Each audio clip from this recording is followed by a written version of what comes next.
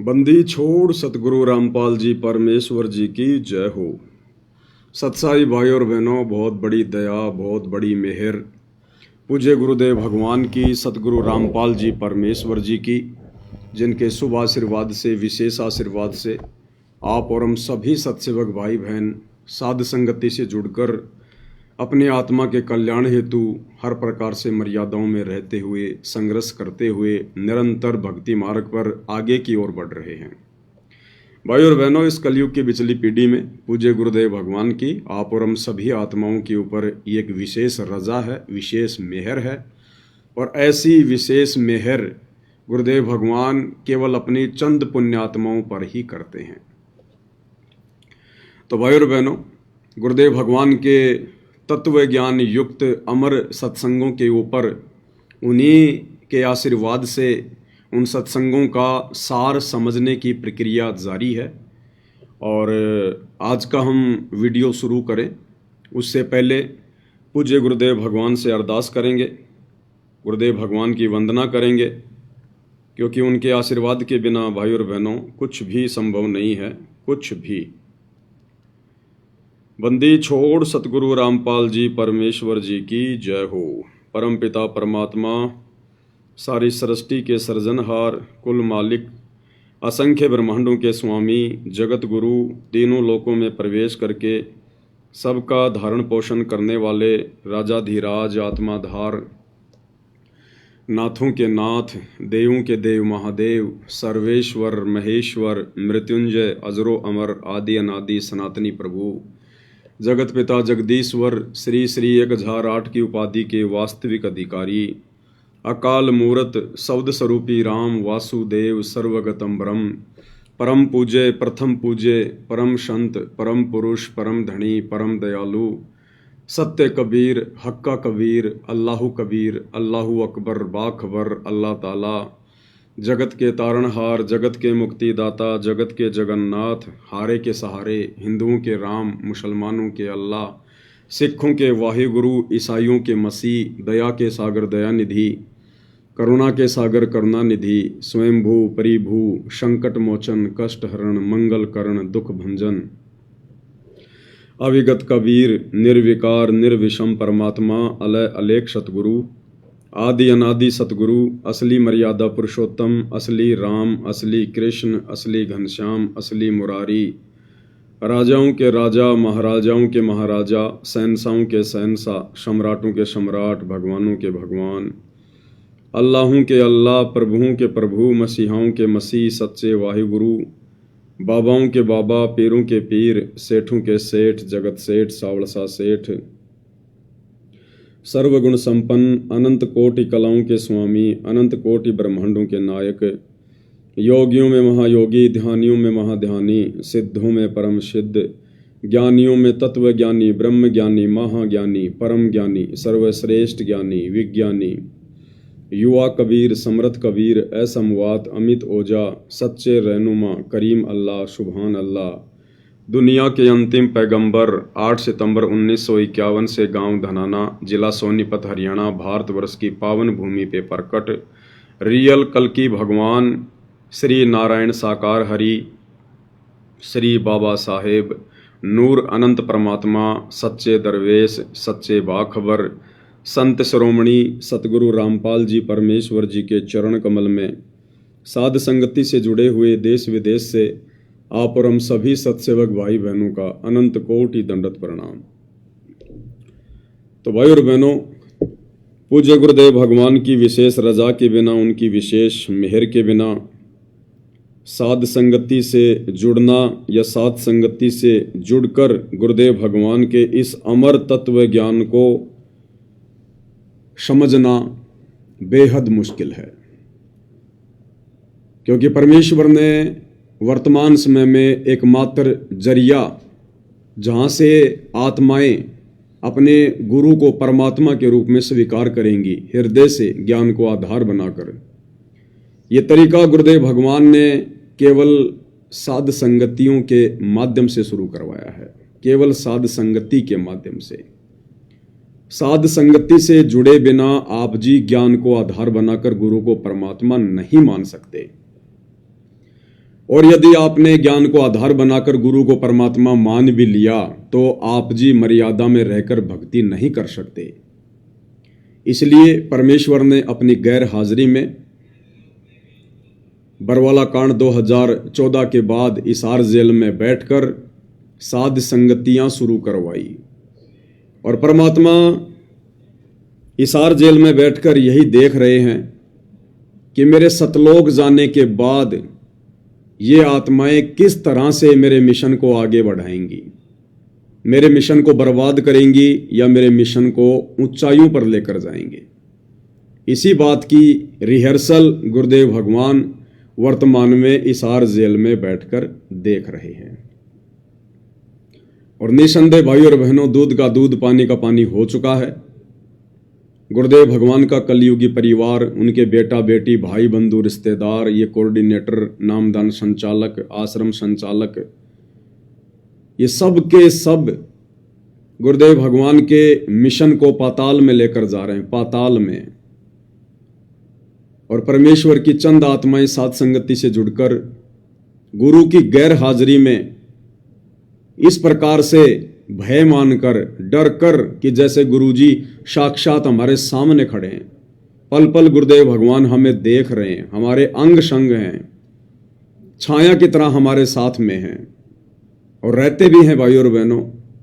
क्योंकि परमेश्वर की वाणी है कि जो बच्चा गऊ की नज़र में यूं साईं को संत और भक्तों के पीछे फिरे वो भगत वत्सल भगवंत। वो भगवान गुरुदेव भगवान पल पल अपनी आत्माओं के अंग संग ही रहते हैं और ज्ञान को आधार बनाकर अपने घर को ही अपने सतगुरु की गैर हाजिरी में आश्रम बनाकर और अपने गुरुदेव भगवान को पूर्ण ब्रह्म परमेश्वर सत्य पुरुष कबीर देव मानकर भक्ति कर रहे हैं। तो आज निसंदेह सतगुरु रामपाल जी परमेश्वर जी के शत मिशन को, उनके यथार्थ 13वें कबीर पंथ को उन्हीं के आशीर्वाद से सतसेवक भाई बहन ही समझ पाए हैं, उनके मिशन पर चल रहे हैं और निरंतर मिशन को आगे की ओर गति दे रहे हैं। भाई और बहनों, ये परमात्मा का मार्ग भीड़ का नहीं होता, जहां पर लाखों भगत होंगे, बड़े बड़े आश्रम होंगे, वहां पर बहुत अच्छा ज्ञान होगा, बहुत अच्छी भक्ति होगी, सब लोग मर्यादा में होंगे। ऐसा बिल्कुल भी नहीं है। इस परमेश्वर जी का मार्ग तो भीड़ का है ही नहीं। इस परमेश्वर के मार्ग में भीड़ का कोई काम ही नहीं। और आने वाले समय में भाई और बहनों, कौन वो आत्माएं होंगी जो सतगुरुदेव के मिशन में अपनी विशेष सेवाएं देंगी, तो ये भी छुपा हुआ नहीं है, आप सभी की आंखों के सामने है। तो आप और हमने भाई और बहनों आगामी समय में गुरुदेव भगवान के मिशन में हाथ बटाकर, अपनी सेवा लगाकर, अपने शुभ कर्म बनाने के लिए आज उनकी गैर हाजिरी में एक सच्चा भगत बनना है। सच्चा भगत। और सच्चा भगत बनने के लिए सबसे पहले गुरु को परमात्मा मानना पड़ेगा, गुरुदेव भगवान के ज्ञान को आधार बनाना पड़ेगा। और भक्ति मार्ग में कोई भी वस्तु, कोई भी नियम, कोई भी बात यदि बाधा बनेगी तो हम उसके लिए संघर्ष करेंगे, हम उसके आगे झुकेंगे नहीं। वो चाहे घर हो, परिवार हो, देश हो या समाज हो, अगर मर्यादाओं के बीच में आते हैं तो हम उसके आगे झुकेंगे नहीं। हमारा मार्ग मारपीट और लड़ाई झगड़े का भी नहीं है। हम मुंह से किसी को उप भी नहीं कहेंगे, हाथ तो छोड़ो किसी की तरफ हम उंगली भी नहीं उठाएंगे। आधीन्य के साथ प्रेम पूर्वक ज्ञान आधार से हम अपनी मर्यादाओं को बचाएंगे। क्योंकि गुरुदेव भगवान ने नाम दीक्षा देते समय स्पष्ट कर दिया था कि बच्चों, गलत काम करना और गलत काम में सहयोग देना दोनों महापाप के भागी हैं, दोनों महापाप हैं। तो आप और हम भगत भाई बहनों ने आगामी समय में या वर्तमान समय में कोई भी गलती करने से बचना है। अन्यथा वर्तमान में हम जिस नाजुक दौर से गुजर रहे हैं, ये हमारी परीक्षा का समय है, हमारा फाइनल एग्जाम है सतलोक के लिए, फाइनल एग्जाम। और इस समय सावधानी हटी और दुर्घटना घटी। और हर प्रकार की मर्यादाओं को लेकर हमने सचेत रहना है। ये ना सोचना कि हम सात संगति से जुड़ गए, हम तो सात संगति की वीडियो देख रहे हैं, हमने तो गुरुजी की आरती उतारना शुरू कर दिया, हम गुरुजी को भोग भी लगा रहे हैं, हमें सारा ज्ञान हो गया। अगर जरा भी अहंकार आ गया, जरा भी यदि आपने नादानी दिखाई, ना समझी दिखाई, काल बिल्कुल तैयार बैठा है हमारी कमजोर नस को पकड़ने की तैयारी में बैठा है कि कहां ये आत्माएं जरा सी गलती करें, छोटी सी गलती करें, और उसी समय इनको दबोच लूं, इनकी मर्यादा तुड़वा दूं। कल जब दास लाइव आ रहा था तो लाइव के समय तो दास कमेंट्स वगैरह नहीं देख पाता है, लेकिन बाद में जब दास भंडारा करने बैठता है तो कमेंट्स वगैरह देख लेता है हल्के फुल्के। तो दास ने कमेंट्स देखा था, क्योंकि कल हमारा मैटर चल रहा था कि कर करावे साइयां मन में लहर उठा, दादू सिर दर जीव के आप बगल हो जा, कि हर रूप में परमात्मा ही खेल खेलता है। इन तीनों देवताओं के रूप में भी परमात्मा ही अच्छे काम करते हैं, गलत काम काल इनसे करवाता है। तो कल एक फेसबुक आईडी है, सात संगति का लोगो लगा हुआ है, नाम है पप्पू दास। तो उन्होंने एक मैसेज किया, कमेंट्स किया, सतसाई भगत जी पवन दास जी के रूप में भी तो खेल खेल सकते हैं परमात्मा। हालांकि दास ने उनको मैसेज भी कर दिया था। मेरे मैसेज करने से पहले एक बहन है सीता महेंद्र विश्वकर्मा, उन्होंने भी एक कमेंट्स किया था कि भगवान किसी भी रूप में खेल खेलें, लेकिन हमने असली रूप संत रामपाल जी के अतिरिक्त दूसरे रूप में समर्पित नहीं होना है, और ना ही हो सकता जिसको ज्ञान है। बिल्कुल बहुत अच्छी बात कही बहन ने, यही ज्ञान आधार है। दास ने भी कमेंट्स किया था, भगत ऐसा सोचना भी मर्यादा खंडित करने में आता है, खैर चाहते हो तो गुरुदेव से नाक रगड़कर क्षमा मांगो। अब ये भी भाई और बहनों काल का बहुत बुरा षड्यंत्र है। ये मुझ पवन दास के विषय में इतना सा सोचना कि गुरुजी तो पवन दास का भी रूप बना सकते हैं। हाँ, गुरुजी पवन दास का भी बना सकते हैं, आपका भी बना सकते हैं, काल का भी बना सकते हैं। जब गुरुजी ब्रह्मा विष्णु महेश का बना सकते हैं, अपने पुत्रों का बना सकते हैं, वे तो अनंत कोटि कलाओं के स्वामी हैं, वे तो किसी का भी रूप बना सकते हैं। लेकिन वर्तमान में हम जिस सीढ़ी पर चढ़ रहे हैं, हम जिस 99 वाली सीढ़ी पर खड़े हैं, मात्र एक सीढ़ी दूर हैं। और उस समय इस प्रकार की बातें सोचना, और आपने जो धारणा अपने मन में पैदा करके ये बात कही है कमेंट्स में, जो सोचा है, वो आप भी भली बात जानते होंगे भगत जी, कि कहीं न कहीं आपने मुझ पवन दास में आस्था दिखाई है, कहीं न कहीं आपने मुझ पवन दास में श्रद्धा लगाई है। और भगत जी इतने में ही बात बिगड़ जाती है, इतने में ही। इसीलिए परमात्मा कहते हैं, गुरु को तजे भजे जो आना, तापसुआ को फोकट ज्ञाना। अरे भैया, परमात्मा ने इतना अच्छा ज्ञान दे दिया, आप और हमको जानवर तो है नहीं, मनुष्य शरीरधारी प्राणी है। और यदि अपने गुरुदेव से प्राप्त ज्ञान को अगर भगत आगे नहीं बढ़ाएगा, अपने गुरुदेव के ज्ञान की चर्चा भगत नहीं करेगा, तो क्या जानवर करेंगे, गधे करेंगे क्या? अब ये सबकी अपनी अपनी योग्यता के ऊपर है, सबकी अपनी अपनी क्षमता के ऊपर है कि आपने गुरुदेव को कितना समझा, कैसा समझा। बहुत सारे भाई बहन संगत में ऐसे हैं जिनकी गिनती नहीं, सात संगति में, जिन्होंने गुरुदेव भगवान को मुझ पवन दास से भी बेहतर समझा है, लेकिन उनकी बोलने की शैली नहीं है, वो बोल के उस बात को नहीं बता सकते। तो ये सोचना भी कि गुरुजी पवन दास के रूप में भी तो खेल खेल सकते हैं, ये भगत जी हमारी छोटी सोच और घटिया मानसिकता को दर्शाता है। इस पवन दास की औकात का पवन दास को पता है भाई। जब लाइव बैठता हूं तो पसीने आते हैं, पसीने।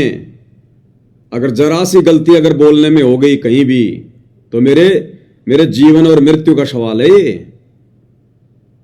बार बार हर बात के लिए गलती नहीं मांगी जाती, और ना बार बार गलती करने पर परमात्मा जो है माफ करता है। तो मुझ पवन दास को पता है मेरा कलेजा कैसे धक धक करता है जब मैं लाइव बैठता हूं कि परमात्मा ये कैसे लाइव समाप्त होगा, सफल करना परमात्मा इसको।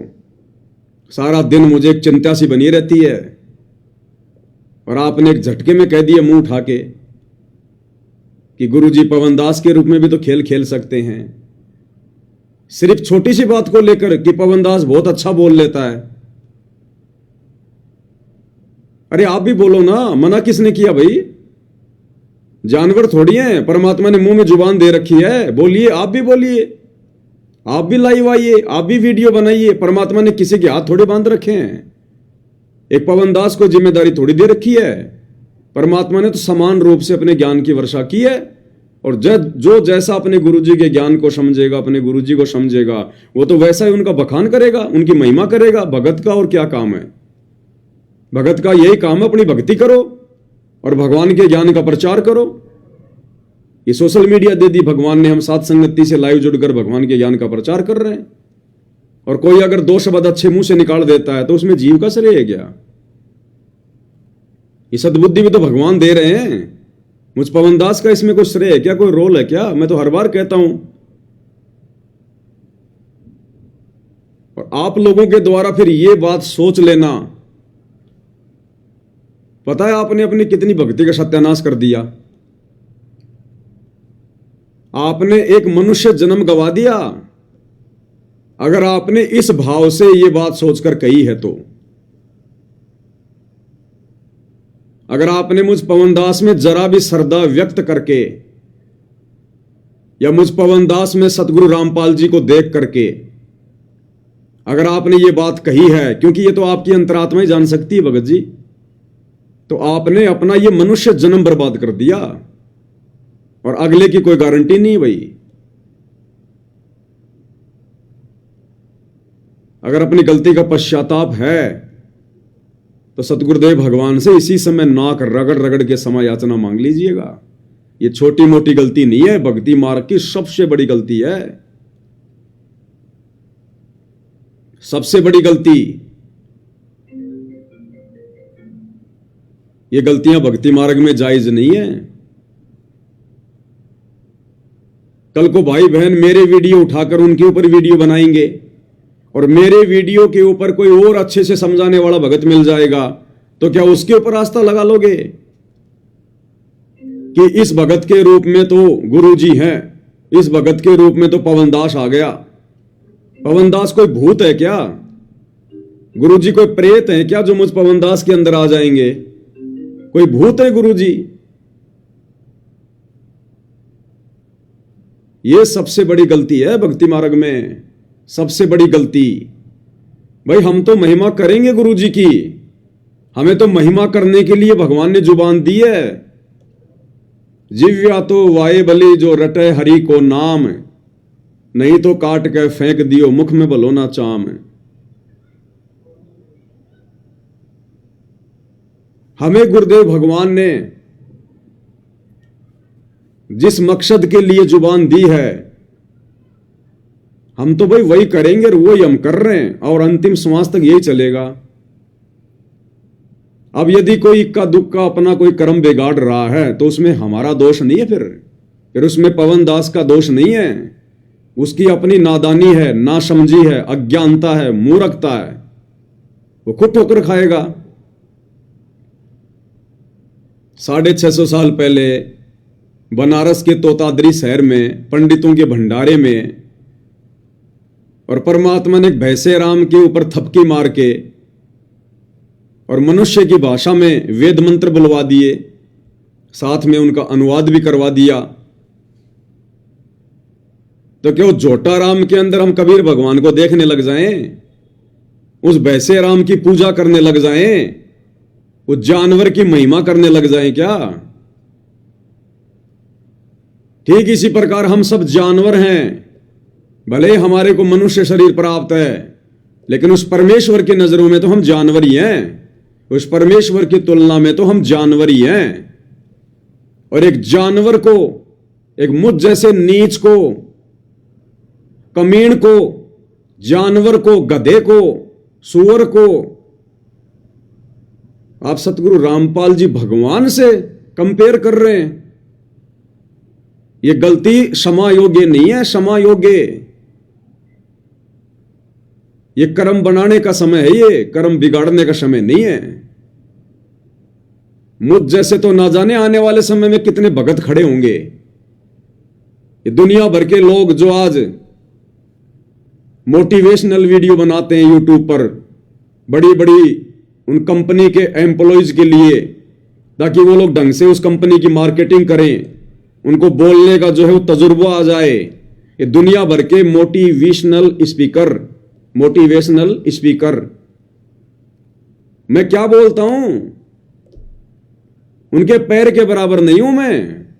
यूट्यूब पर जो लोग दुनिया भर के जो ये भाषण देते हैं, तो जब कल को उनको पता चलेगा ये लोग अपने बाप की शरण में आएंगे, जो आज उन कंपनियों के लिए दो पैसे के लिए बोल रहे हैं, थूक बिलो रहे हैं, कल को इस भगवान की महिमा में बोलेंगे, लंबे लंबे भाषण देंगे, भाई बहनों को समझाएंगे,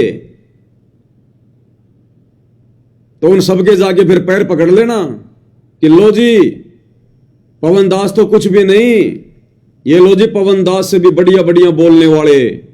और इन सब के अंदर संत रामपाल जी घुस गए प्रेत की तरह, और सबके पैर पकड़ के बैठ जाना, फिर उनके भूल जाना फिर गुरु जी को कि गुरु जी तो बूढ़े हो गए, अब गुरु जी तो इन जवान भक्तों के अंदर आ गए। ये अपनी भक्ति बर्बाद ना करो भगत जी, ये भक्ति बर्बाद करने का नहीं, आबाद करने के लिए भगवान ने समय दिया है। दास पहले भी 2-3 बार इस टॉपिक पर बातें कर चुका है। 2-4 मूर्ख थे ऐसे। एक हरियाणा की बहन जी थी, एक साथ संगति में आती थी, बोलती भी नहीं थी, बड़ी शर्माती थी, सत्संग करता था मैं तो भी और 2022 में जब परमात्मा ने परीक्षा ली, साथ संगति से दूर हटी, और उस समय क्या कहा करती थी, भगत जी आपके अंदर तो मुझे कबीर भगवान दिखाई देते हैं, आप सामान्य व्यक्ति नहीं हो, आप में तो कबीर जी हैं, गुरु जी भी नहीं, कबीर जी, दाढ़ी मूंछ वाला डायरेक्ट। और दास उसको बहुत समझाया करता था कि बहन जी तू मान जा, ये बकवादे नहीं चलती भक्ति मार्ग में। नहीं भगत जी आपके अंदर तो कबीर जी हैं। ठीक है मग भाई, कबीर जी हैं तो ठीक है, फिर वो कबीर जी बताओगे तने।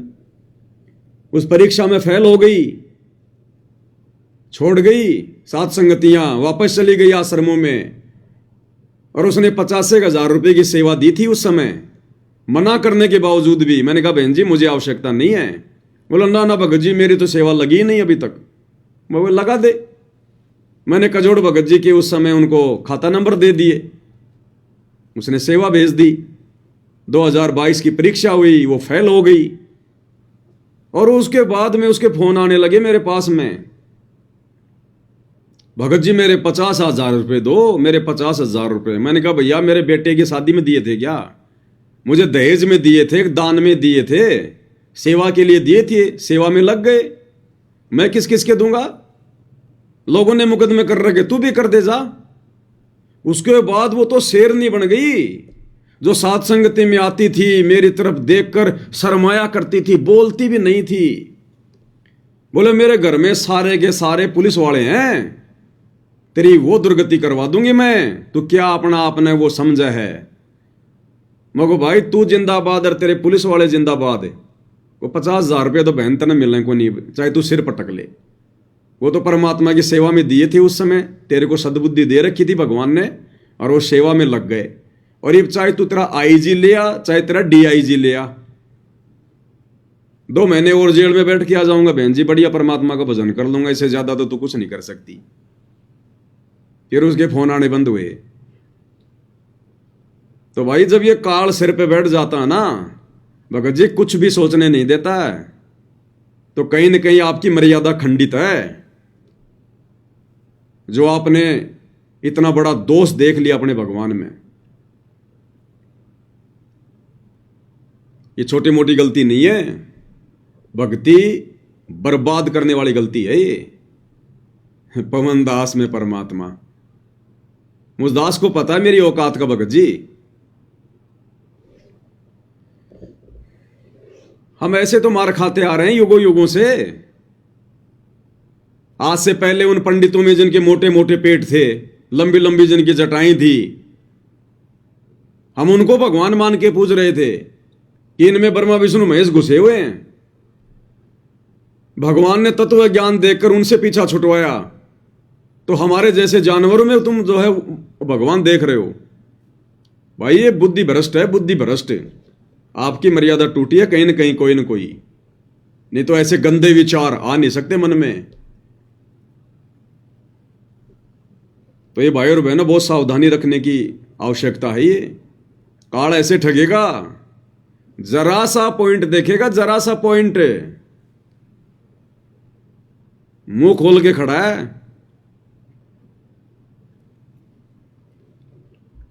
तो भाई और बहनों, गुरुदेव भगवान के आशीर्वाद से, उनकी विशेष रजा से हमें परमेश्वर ने जो मौका दिया है साध संगति के माध्यम से अपनी आत्मा को चार्ज करने का, अपनी आत्मा को दृढ़ करने का, संघर्ष करते हुए भक्ति मार्ग पर आगे बढ़ने का, हम अपने मकसद को बिल्कुल भी ना भूलें। और जो भी शंकाएं हमारे मन में हों, हम प्रत्येक शंकाओं का समाधान कर लें, क्योंकि शंका रहित होकर ही हम दृढ़ता से भक्ति मार्ग पर आगे बढ़ सकते हैं। परमात्मा कहते हैं, मां मुंडू उस संत की जिससे संसा न जाए, और काल कहात है थोड़े शंका सब जग खाए। ये काल तो खाली लाखों को खाता है रोजाना, लेकिन शंका तो रोजाना करोड़ों को खा रही है, करोड़ों को। और गुरुदेव कहते हैं शंका सूल बबूल है, सूल के कांटे की तरह है शंका। अगर मन में उत्पन्न हो गई, जब तक निकलेगी नहीं, हम भक्ति नहीं कर सकते। तो परमेश्वर ने एक मौका दिया, हमें एक मंच बनाकर दिया गुरुदेव ने, साध संगति। इसके माध्यम से हम अपनी शंकाओं का समाधान करवा सकते हैं, क्योंकि यहां जो भी शंका का समाधान होता है गुरुदेव के तत्व ज्ञान आधार से होता है। भले ही परमात्मा ने आपके सामने पवनदास के रूप में एक ये छोटा सा यंत्र खड़ा कर रखा है, लेकिन समाधान गुरुदेव के ज्ञान आधार से, उनके सत्संग दिखा दिखा कर। तो गुरुदेव भगवान चाहते हैं कि अब मेरा सिर खाने से अच्छा है, हिसार जेल से बाहर आने से पहले पहले शंका रहित हो जाओ, गुरु में परमात्मा देख लो, ताकि फिर भक्ति मार्ग में आगे बढ़ा जाए। तो अब परमात्मा आएंगे तो पंचायत लेके नहीं बैठेंगे, एक एक भगत की शंकाओं को लेकर नहीं बैठेंगे गुरुदेव। ये ब्रह्मा विष्णु महेश के माता पिता नहीं दिखाएंगे भगवान, अब जो भी दिखाना था दिखा दिया। अब गुरुदेव अपने मिशन को आगे कैसे जो है वो गति देनी है, परमात्मा उसके विषय में सोचेंगे। कैसे परमात्मा ने इस मार्ग को सेट करना है, ताकि उनकी गैर हाजिरी में, उनकी अनुपस्थिति में हजारों वर्षों तक ये मार्ग निर्बाध रूप से चले, परमात्मा उसके लिए अपनी प्लानिंग करेंगे। तो व्हाट्सएप पर किसी भगत भाई ने दास को एक छोटा सा वीडियो भेजा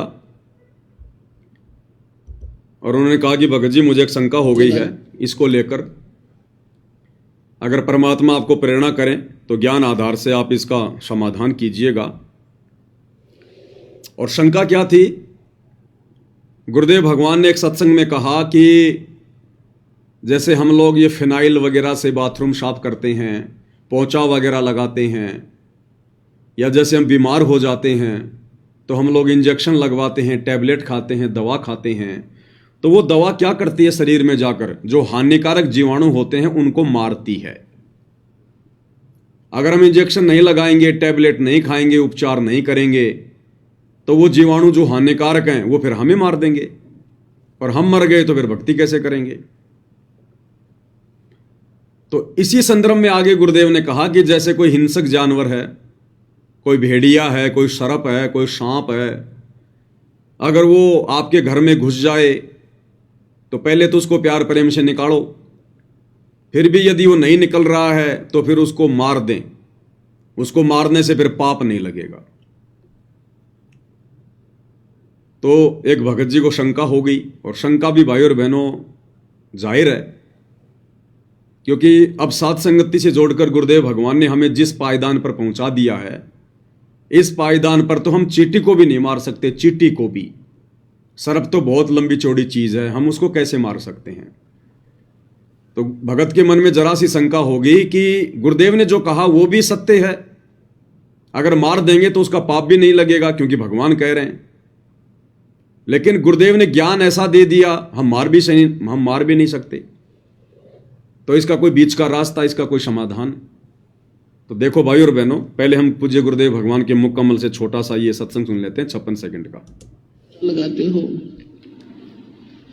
आपका उन जीवों को मारना उद्देश्य नहीं है, उन हानिकारक जीवों से बचने का उद्देश्य है।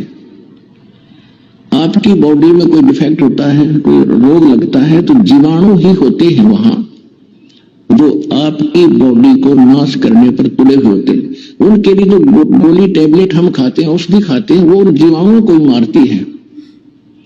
तो वो दुश्मन थे हमारे बॉडी के, और उसके लिए उनको मार देना वो पाप नहीं है। जानकर मारा नहीं, चाहे सर्प भी आपके सामने आ जा, इच्छा कर मारा नहीं।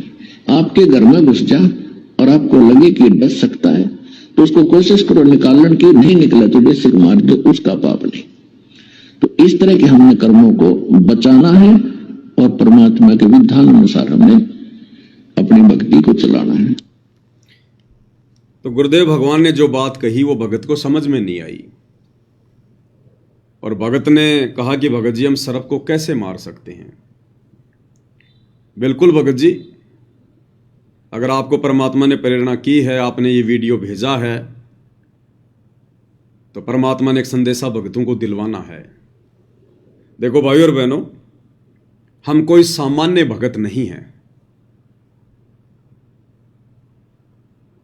ये जितने भी नकली साधु संत महात्मा आचार्य शंकराचार्य हैं, ब्रह्मा विष्णु महेश हैं, इनके जितने भी भगत हैं, हम उन भक्तों की श्रेणी में नहीं हैं। हम तो उनके गुरुओं से भी ऊपर की श्रेणी में हैं। हम तो उन शंकराचार्यों से भी ऊपर की श्रेणी में हैं। गुरुदेव भगवान ने हमें अपने आशीर्वाद से तत्व ज्ञान देकर, अपनी शरण में लेकर उस स्तर पर बैठा रखा है। ब्रह्मा विष्णु महेश भी इस अध्यात्म ज्ञान में आप और हमारे से नीचे नीचे हैं, नीचे नीचे।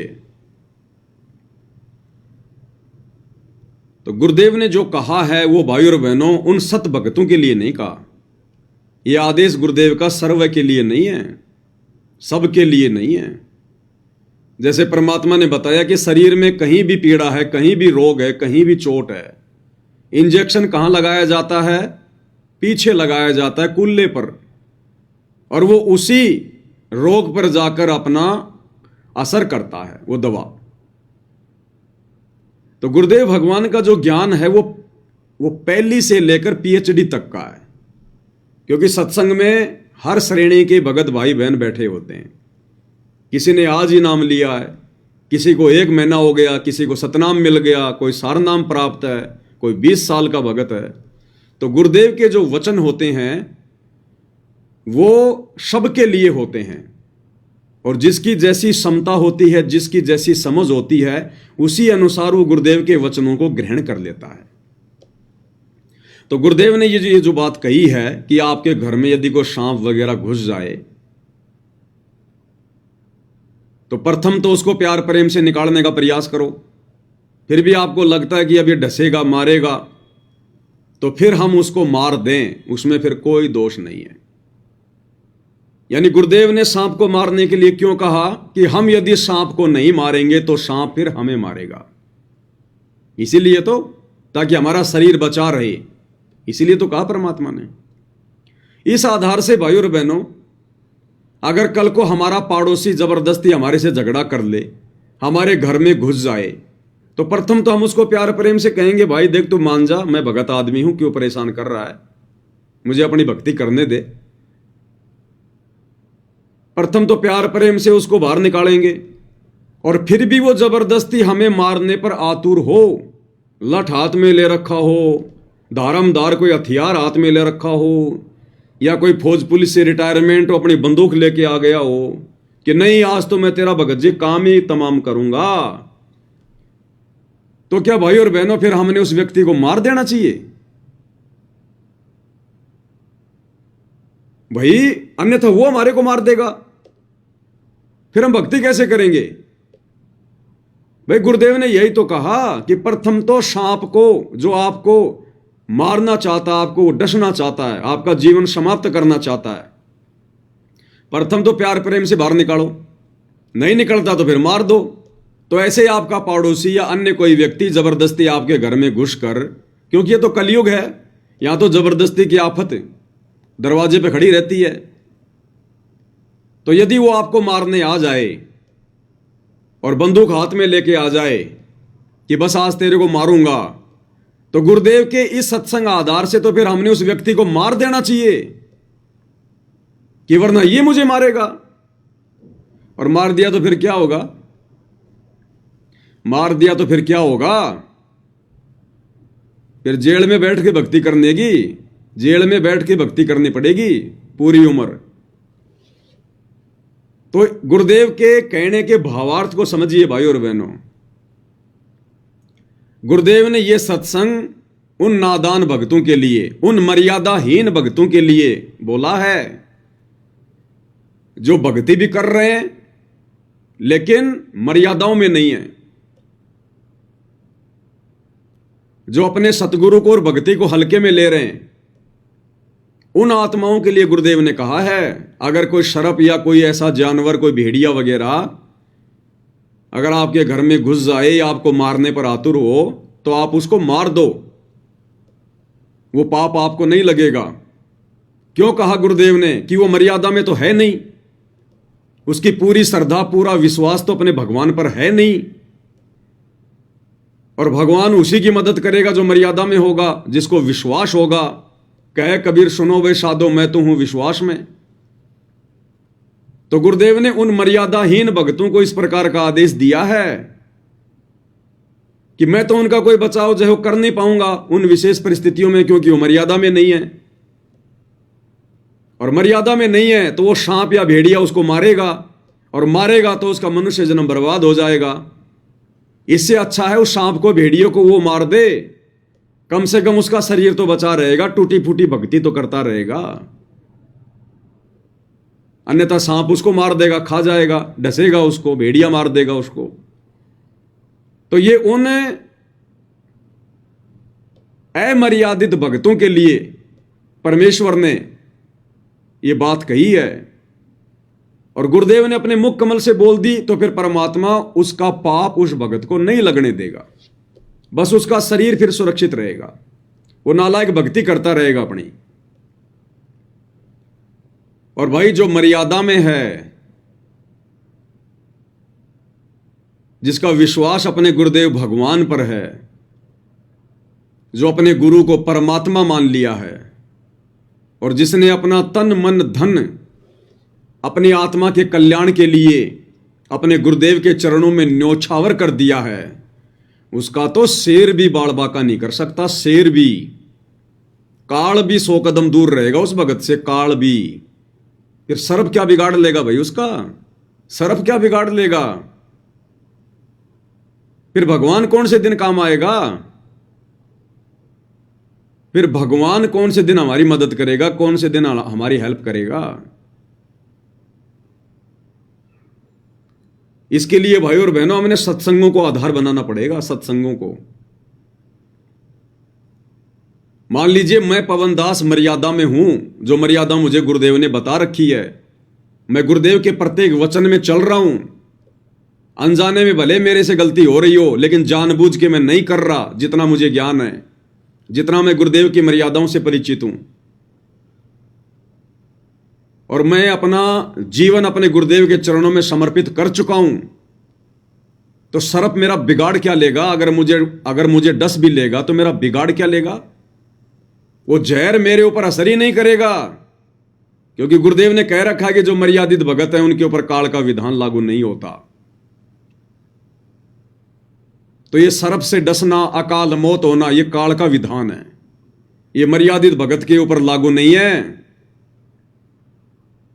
हम लोग रोजाना असुर निकंदर रमेणी करते हैं भक्ति बोध से, असुर निकंदर रमेणी, और उसमें लास्ट में रक्षा मंत्र आता है। फिर हम क्यों पढ़ रहे हैं इसको? क्या शिक्षा ली फिर हमने इससे? क्या कह रहे हैं गुरुदेव? सतगुरु शरण शरणाई, शरण गए कछु भय नहीं व्यापे, काल जाल भय मिट जाई। यानी सतगुरु की शरण में आने के बाद अगर आप मर्यादा में रह के भक्ति कर रहे हैं तो काल का जाल उस भगत के ऊपर से हट जाता है। कोई भय उस भगत को व्याप्त नहीं होता, सारा काल का भय और जाल मिट जाता है, सतगुरु समाप्त कर देता है। उस आत्मा को सतगुरु काल के विधान से बाहर कर देता है। रोग शोग छल छिद्र न व्यापे, सन्मुख न ठहराई। रोग यानी कोई भी शारीरिक रोग जैसे कैंसर वगैरह, एड्स वगैरह, अन्य जो लाइलाज बीमारियां हैं, या ऐसा कोई भयंकर रोग या बीमारी जो भगत की भक्ति में बाधा बन जाए, ये उस मर्यादित भगत के आसपास भी नहीं फटकेगी। शोग यानी कभी भी उस भगत को कोई दुख नहीं हो सकता, घर में कोई अकाल मृत्यु नहीं हो सकती, घर में कभी कभी कोई अमंगल नहीं हो सकता जिस कारण से उस घर में शोक का माहौल बन जाए। रोग शोग छल छिद्र न व्यापे। छल छिद्र हमारे ऊपर कोई भी जादू जंत्र वगैरह काम नहीं करेगा। हमारे साथ में कोई कितना भी धोखा क्यों ना करो, जंत्र मंत्र क्यों ना करवाओ, संसार का सबसे बड़े से बड़ा कोई बाबा बंगाली क्यों ना आ जाए, जो दीवारों पे लिखा होता ना वशीकरण मंत्र बाबा बंगाली फलाना दिखना, वो बाबा बंगाली का बाबा भी क्यों ना आ जाए, सतगुरु रामपाल जी परमेश्वर जी के मर्यादित भगत पर उसका कोई जंत्र मंत्र काम नहीं करेगा। सन्मुख ना ठहराई, सामने भी नहीं ठहर पाएगा उसका जंत्र मंत्र सतगुरु रामपाल जी के मर्यादित भगत पर। और जहर अग्नि तन निकट न आवे, दूरी जात रंगाई। जहर और अग्नि उस भगत के निकट भी नहीं आ सकती। अब सांप काटेगा तो आदमी जहर से तो मरेगा, तो फिर हम क्यों मारेंगे सांप को? अगर वो काट भी लेगा तो शरीर में क्या फैलाएगा? जहर। और गुरुजी क्या कह रहे हैं कि जो मेरा मर्यादित भगत होगा, जहर और अग्नि तन निकट न आवे, तन यानी शरीर, मेरे भगत के निकट भी नहीं आ सकता जहर और अग्नि, यानी जहर और अग्नि से मेरे भगत की मृत्यु नहीं हो सकती। दूरी जात रंगाई, दूर भाग जाएंगे। वीर बेताल बाण ना लागे, यम के कोट डहाई। इस काल के द्वारा छोड़े गए उसके जो हलकारे हैं, जो काल की जो शक्तियां हैं, वीर बेताल भैरव भूत, ये पितर, ये प्रेत, कहते ये निकट भी नहीं आ सकते। इनका कोई भी तीर, ये कोई भी जो शक्तियां हैं जो काल की, ये भगत को नुकसान नहीं पहुंचा सकती। जम के कोट डहाई, कोट यानी उसका किला, जम यानी काल, डहाई यानी ढह जाएगा, काल का वो किला भी ढह जाएगा। 98 पुण्य मूठ ना लागे, उल्ट तही दरखाई। 98 प्रकार के जादू जंत्र होते हैं, वशीकरण होते हैं दूसरों को पीड़ा देने के लिए, ये मूठ वगैरह। तो कहते हैं 98 पुण्य मूठ ना लागे, सतगुरु रामपाल जी के मर्यादित भगत पर ये 98 प्रकार के जंत्र मंत्र भी फैल हो जाएंगे। उल्ट ताही दरखाई, जो हम पर मूठ वगैरह छुड़वाएगा या करवाएगा, उल्टा उसी के ऊपर जाकर वो जंत्र मंत्र काम करेंगे, उल्टा उसी को पीड़ा देंगे। बैर करे सोए दुख पावे, सुरती शब्द मिल जाई। भगत के साथ अगर कोई बैर करेगा, ये भगतों की बात हो रही है, मर्यादित भगतों की, उन भक्तों की नहीं जिन्होंने खाली सतगुरु रामपाल जी से उपदेश ले लिया, गले में लॉकेट लटका लिया, हाथ में रक्षा सूत्र बांध लिया, मुंह में सत साहेब, और मर्यादा कोई है नहीं, राजनेताओं की रैलियों में धक्के खा रहे हैं। तो वो तो केवल अपने संस्कार आधार से बचेंगे, सतगुरु उनकी रक्षा नहीं करेगा। अगर किसी पर आपत्ति आ भी गई, अगर वो बच भी गया, तो सतगुरु उसके संस्कार से करेगा, उसकी वर्तमान भक्ति से नहीं करेगा। सुरती शब्द मिल जाई, यानी भगत की तो भक्ति आगे बढ़ेगी, उसकी सुरती आगे को बढ़ेगी, लोग चाहे उसके साथ कितना ही बैर भाव क्यों ना करें। कहे कबीर हम जमदम पे लिया, सतगुरु लाख दुहाई। और कबीर परमेश्वर कह रहे हैं कि मैंने यमदूतों के समूह को मार मार के भगाया। कहे कबीर हम जमदम पे लिया, सतगुरु लाख दुआई, सतगुरु दुआई दे रहे हैं कि मेरी बात पे यकीन करना, विश्वास करना, साक्षी मानना इस बात को। साध वचन पलटे नहीं, चाहे पलट जाए ब्रह्मांड। तो भाई एक तरफ तो गुरुदेव भगवान कह रहे हैं कि मेरे मर्यादित भगत पे तो जहर काम ही नहीं करेगा, तो सांप कौन सा अमृत छोड़ेगा? जहर ही तो छोड़ता है सांप जब काटता है। तो जानबूझ के हम उसे कटवा नहीं रहे। अगर धोखे से काट लिया या उसको बाहर निकालते निकालते उसने हमारे को अगर वो डस लिया, तो उस जहर का, चाहे वो कोबरा, क्या कोबरा का नाना क्यों ना हो, सतगुरु रामपाल जी के मर्यादित भगत पर असर ही नहीं करेगा। पानी पानी की तरह। दूसरी बात भाई और बहनों, आपको समझ में आएंगी ये सारी बातें कि परमेश्वर ने जो सांप को मारने की बात कही है, ये केवल अमर्यादित भक्तों के लिए कही है, क्योंकि गुरु तो उनकी रक्षा करेगा नहीं। इससे अच्छा नालायक वो सांप को मार दे, क्योंकि सर्प मर जाए तो ठीक है, अगर मनुष्य मर जाएगा तो नुकसान है, क्योंकि सर्प तो भक्ति नहीं कर सकता, वो तो दूसरी योनि ले लेगा। लेकिन वो मर गया तो भक्ति कैसे करेगा? तो उन अमर्यादित भक्तों के लिए कहा गुरुदेव ने। अन्यथा भाई और बहनों, आज हम तो गुरुदेव की शरण में हैं। वर्तमान में हमें तत्वदर्शी संत प्राप्त है। हम शत भक्ति मंत्रों का जाप कर रहे हैं। कलयुग की बिचली पीढ़ी है, और यदि हम जरा सा पीछे जाएं, सतयुग में या त्रेता युग में, जब भगत प्रहलाद जी का जन्म हुआ था, उसका पिता हिरण्याकुश उस भगत को परेशान करने के लिए, उस भगत को जान से मारने के लिए उसने 84 प्रकार की घटनाओं को अंजाम दिया था। 84 प्रकार के यत्न किए थे, और एक समय उसने भगत प्रहलाद को जान से मरवाने के लिए अपने सैनिकों को आदेश दिया कि इसको जंगल में ले जाओ और इसको सर्पों के बीच में डाल दो, सर्पों के बीच में, जहरीले सर्पों के बीच में। भगत प्रहलाद को सैनिक पकड़ कर ले गए और जंगल में सर्पों के बीच में डाल के आ गए। वापस घर पे आ गए। दूसरे दिन हिरण्यकश्यप ने आदेश दिया कि जाओ, अब तक तो सांप उसको खा चुके होंगे, मर चुका होगा, उसकी डेड बॉडी को ले आओ। मेरे आदेश की अवहेलना करने वालों का क्या अंजाम करता हूं मैं, ये दुनिया भी देखेगी। ले आओ उसकी डेड बॉडी को। सैनिक गए तो सैनिकों ने क्या देखा?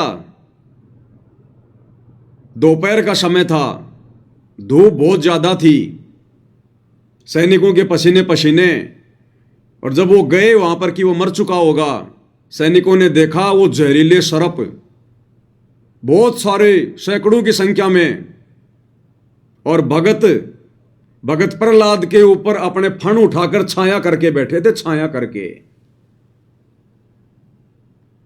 भगत प्रहलाद के चारों तरफ अपने फण उठाकर छाया किए हुए थे वो सर्प, छाया, कि भगत को कहीं कोई गर्मी ना लग जाए।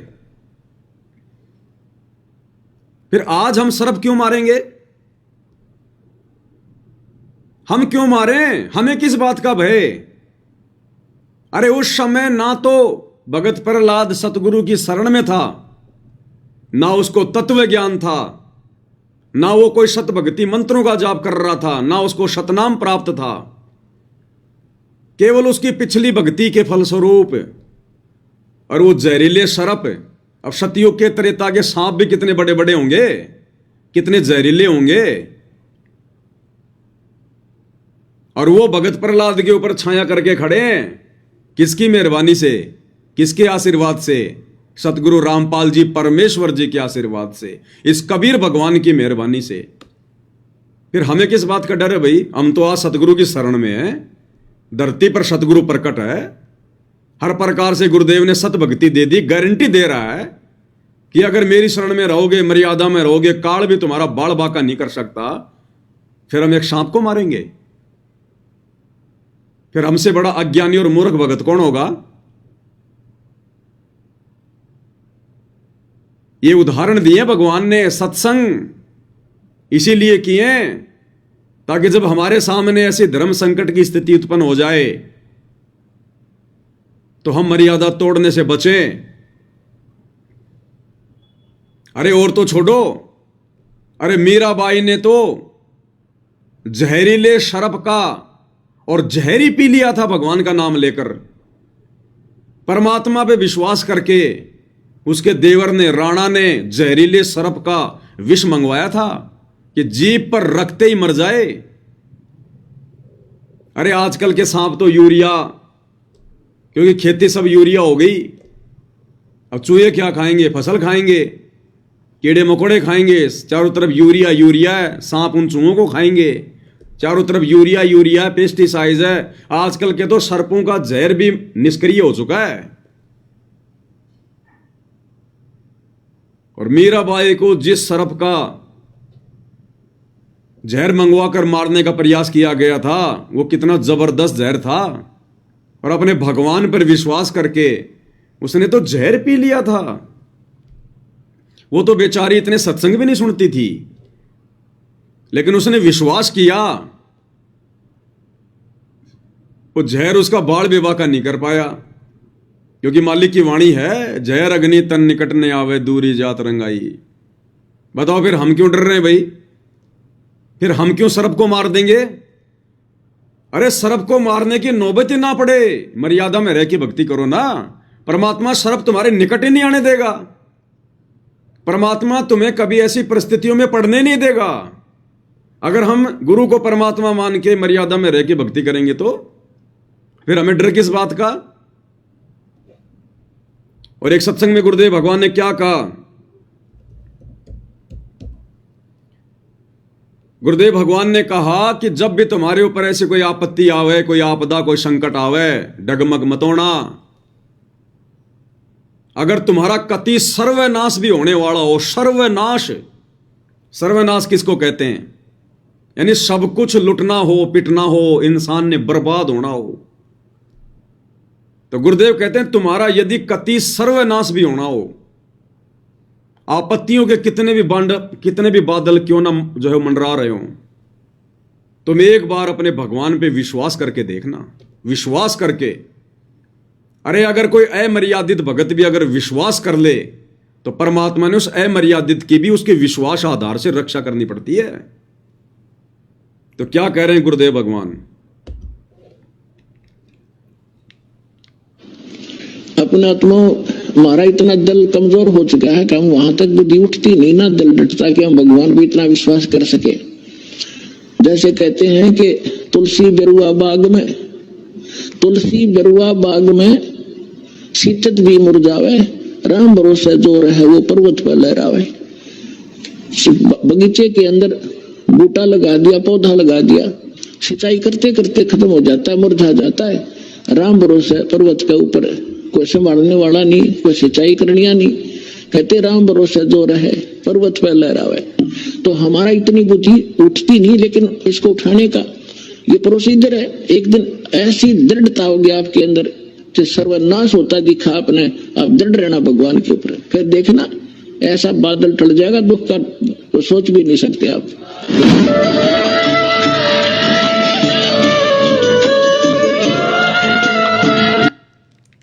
तो गुरुदेव भगवान कहते हैं चाहे कति तुम्हारा सर्वनाश क्यों ना होना हो, तुम विश्वास रखना, दृढ़ रहना। भगवान आपत्तियों को ऐसे टाल देगा जैसे बादलों को हवा ले जाती उड़ा के। तो भक्ति विश्वास की है भाई, मर्यादाओं की भक्ति है। चलो आज तो घर में सांप आ गया और हमें मारने का प्रयास कर रहा है, सांप को तो मार दिया। अब ये आदत रहेगी फिर हमारी, फिर हमारा विश्वास कहां बना गुरुदेव पर? फिर कल को ये शरीर छोड़कर जब त्रिकुटी की यात्रा करेंगे तो यम के दूत भी आएंगे, वो भी मारने के लिए आएंगे। उनका सामना करके दिखाना, फिर उनका सामना करके दिखाना, उनको मार के दिखाना। सांप को तो मार दे, कोई बड़ी बात नहीं है, वो तो मर जाएगा बेचारा। उन यम के दूतों को मार के दिखाना, फिर उनसे कैसे लड़ेगा? भक्ति से लड़ेगा ना। अपना सुमरण शुरू करना है ना। तो जब तू यहां पर अपना सुमरण करेगा, भक्ति करेगा, मर्यादा में रहेगा, तो परमात्मा तेरा नुकसान होने देगा यहां पर।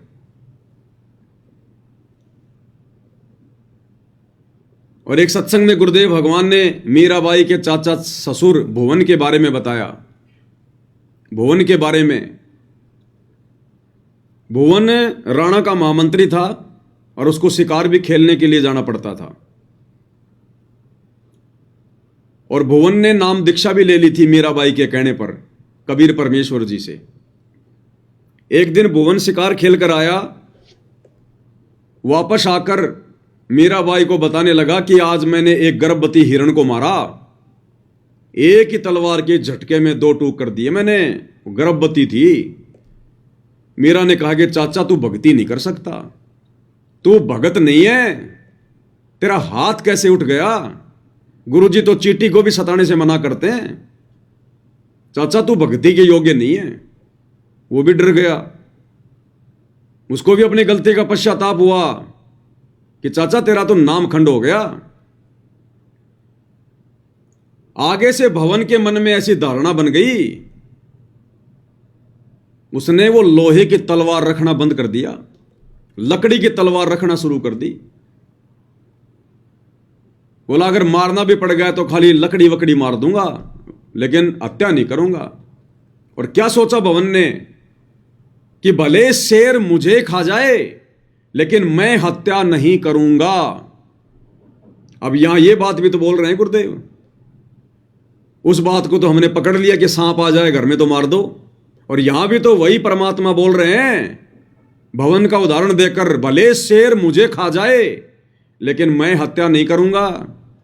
तो वहां भी तो बोल सकते थे गुरुजी कि शेर सार को मार दो, अगर ऐसे आ जाए तो कोई दिक्कत नहीं है, पाप नहीं लगेगा।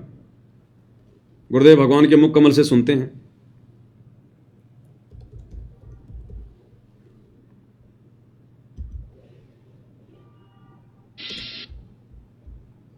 क्या कह रहे हैं गुरुदेव भगवान? तो उस दिन पहले वो महामंत्री था, ये क्या नाम है, भवन जो है इसका महामंत्री था, किसका? राणा का, क्योंकि अपना कॉन्फिडेंस चाचा उसने महामंत्री रखा था। और एक बार वो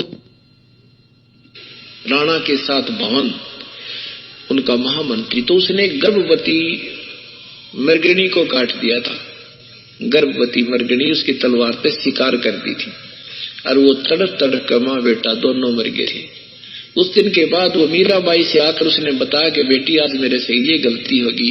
मीराबाई ने कहा चाचा तेने जुल्म कर दिया, अब भक्त नहीं बन सकते, अब भक्ति नहीं कर सकते, ऐसे नरसंहार करते हो, आपके बच्चे ने, आपकी पत्री ने कोई काटे गर्भवती को, कैसा दुख हो। उसके बाद वो भवन भगत बन गया था और मीराबाई का हर संकेत समझने लग गया था। और मीराबाई ने उसको भी कबीर परमात्मा से वहां उपदेश दिला दिया था, तो वहां वो भक्ति कर रहा था। उसके बाद उसने क्या किया कि राजा के साथ नहीं जाऊंगा तो ये नाराज होगा, तो भवन ने अपनी तलवार काट की बनवा के और म्यान में फिट कर ली थी कि आगे से मान ले इसके साथ जाना भी पड़ जाएगा, तर कोई शिकार करना भी पड़ गया तो उसने लकड़ी की मार मूर दूंगा, बेहोश हो जाएगी, इसलिए नौराजी हो जाएगा, शिकार खेल लिया। और अब आगे क्या कह रहे हैं? भले शेर मुझे खा जाए मैं नहीं मारूंगा, हिंसा ना होगी, फिर ठीक हो जाएगी। कि मैं ना किसी को मार दूं, बेशक मुझे ही शेर खा जावे, इस दृष्टिकोण से काट की तलवार डाल ली। एक दिन उनके दूसरे मन, तो ये भी तो गुरुदेव भगवान ही बोल रहे हैं कि बेशक शेर मुझे खा जाए लेकिन मैं हत्या नहीं करूंगा। और हम एक छोटे से सांप से डर गए। तो भाई और बहनों, गुरुदेव भगवान का सत्संग, एक ही सत्संग परमात्मा कई प्रकार से एक ही सत्संग के माध्यम से चोट करते हैं। सतगुरु निकले शिकार पर लेकर तीर कमान। अब सतगुरु कोई जानवरों का शिकार थोड़ी करता है जो तीर कमान लेके निकलेगा।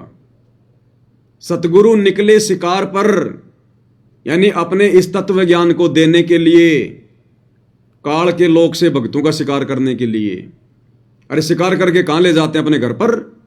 तो सतगुरु काल से, जो हम यहां पर जो फंसे पड़े हैं भगत, इनका शिकार करेंगे अपने तत्व ज्ञान रूपी बाणों से, अस्त्र शस्त्र से, और फिर अपने घर सतलोक लेकर जाएंगे। सतगुरु निकले शिकार पर लेकर तीर कमान। मूर्ख मूर्ख जल मरे, कोई बच गए संत सुजान। तो जो मूर्ख मूर्ख हैं वो तो रह जाएंगे ये काल के जाल में, वो नहीं समझ पाएंगे। और जो संत सुजान होंगे, जो ज्ञानी आत्मा होंगी, उनको परमात्मा शिकार करके ले जाएगा। तो भाई और बहनों, यदि हम मर्यादा में हैं, भक्ति कर रहे हैं, गुरु को परमात्मा मान लिया, तो हमारे सामने ऐसी नौबत ही नहीं आएगी। और अगर ऐसी नौबत आ भी गई तो भगत का कभी हाथ नहीं उठता, भगत का हाथ नहीं उठता।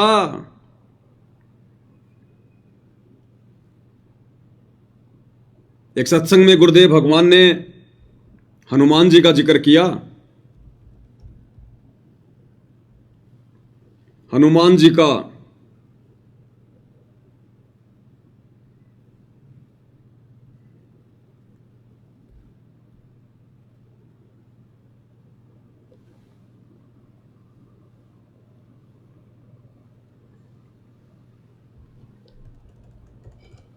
दास देखता है सत्संग है या नहीं है।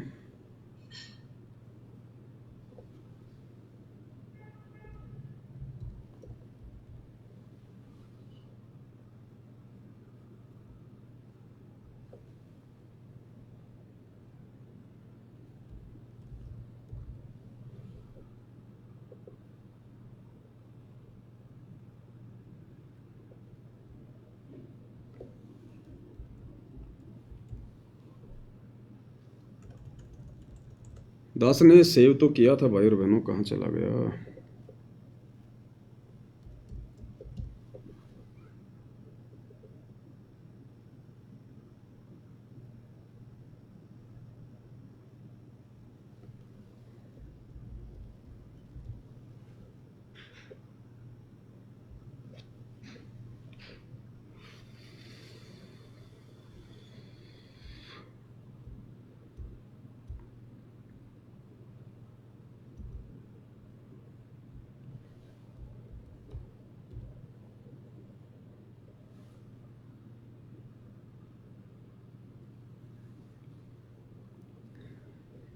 अभी दास के पास सेव नहीं है वो सत्संग।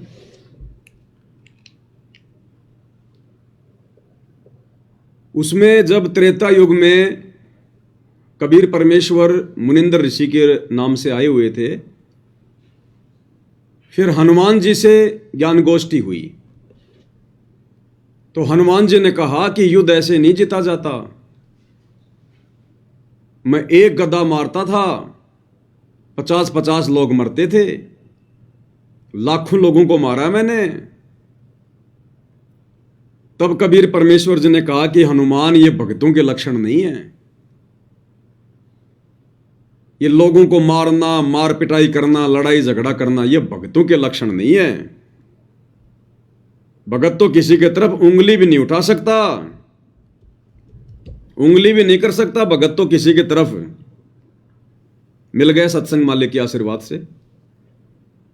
क्या कह रहे हैं गुरुदेव भगवान, ध्यान से सुनिएगा। अब कबीर वो मुनिंदर साहब आते हैं, न बोले भाई नमस्कार, राम राम भाई हनुमान बजरंग बली। अब हनुमान ने देखा, आदमी तो देख रखा, ये महात्मा की देखा। क्या लगा, महाराज जी मैंने देखे हुए हो, आप कहाँ देखे थे? भाई देखा होगा जरूर, एक बार नहीं कई बार देखा होगा। पहले हम देखा था जब तेरा कंगन रल गया था उस मटके में, मैं वही मनिंदर हूँ भाई। और दूसरी बात की देखा होगा तो नहीं, जब तेरे राम का पुड़ना बंद था, मैं वही मनिंदर हूँ भाई। बोला हनुमान भाई रहे भगवान बचे पार पड़ेगी। अब जी भजू सो भगवान का, मारा राखू सो राम राम राम राम करया करो। नादानी हो राम राम करने तक होना पार पड़ा है। कौन है तेरा राम? तेरा इष्ट कौन है? कि रामचंद्र दशरथ पुत्र ना बेटा। ने बोला जी इस भगवान का आसरा लेकर श्री राम की शक्ति तय एक का लठ मारो था, 20 मरे थे गदा। मुनिंदर जी कहते हैं ये साधु लक्षण नहीं अनुमाना, या मार काट करना संता का काम नहीं होता बीरा, ये भी तेरे में भक्ता के लक्षण कोई नहीं।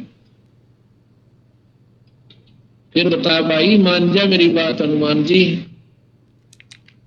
क्या कहा मुनिंदर रूप में गुरुदेव भगवान ने?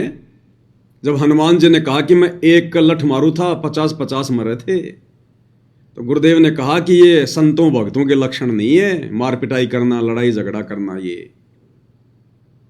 अब भाई और बहनों, ये बहुत गहरी गहरी बातें हैं। ये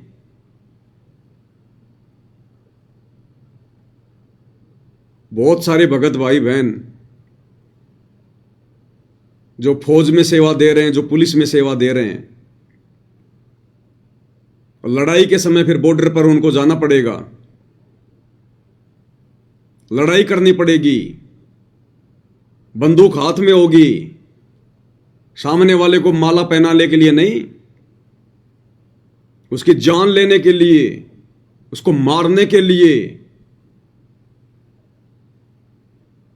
या आपने कोई गोला बारूद छोड़ना है, कोई मिसाइल चलानी है सामने वाले की जान लेने के लिए।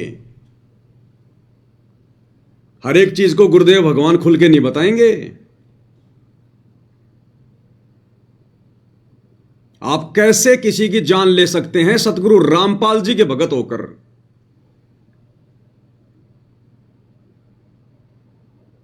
खाली 40-50 हजार रुपए की तनख्वाह के लिए, और आप मनुष्य को मारोगे। और सामने कौन है, किसको मारोगे? जिन जिन देशों का बॉर्डर लगता है, और वहां पर कौन लड़ाई करेगा? आप जैसे ही बेचारे निर्दोष।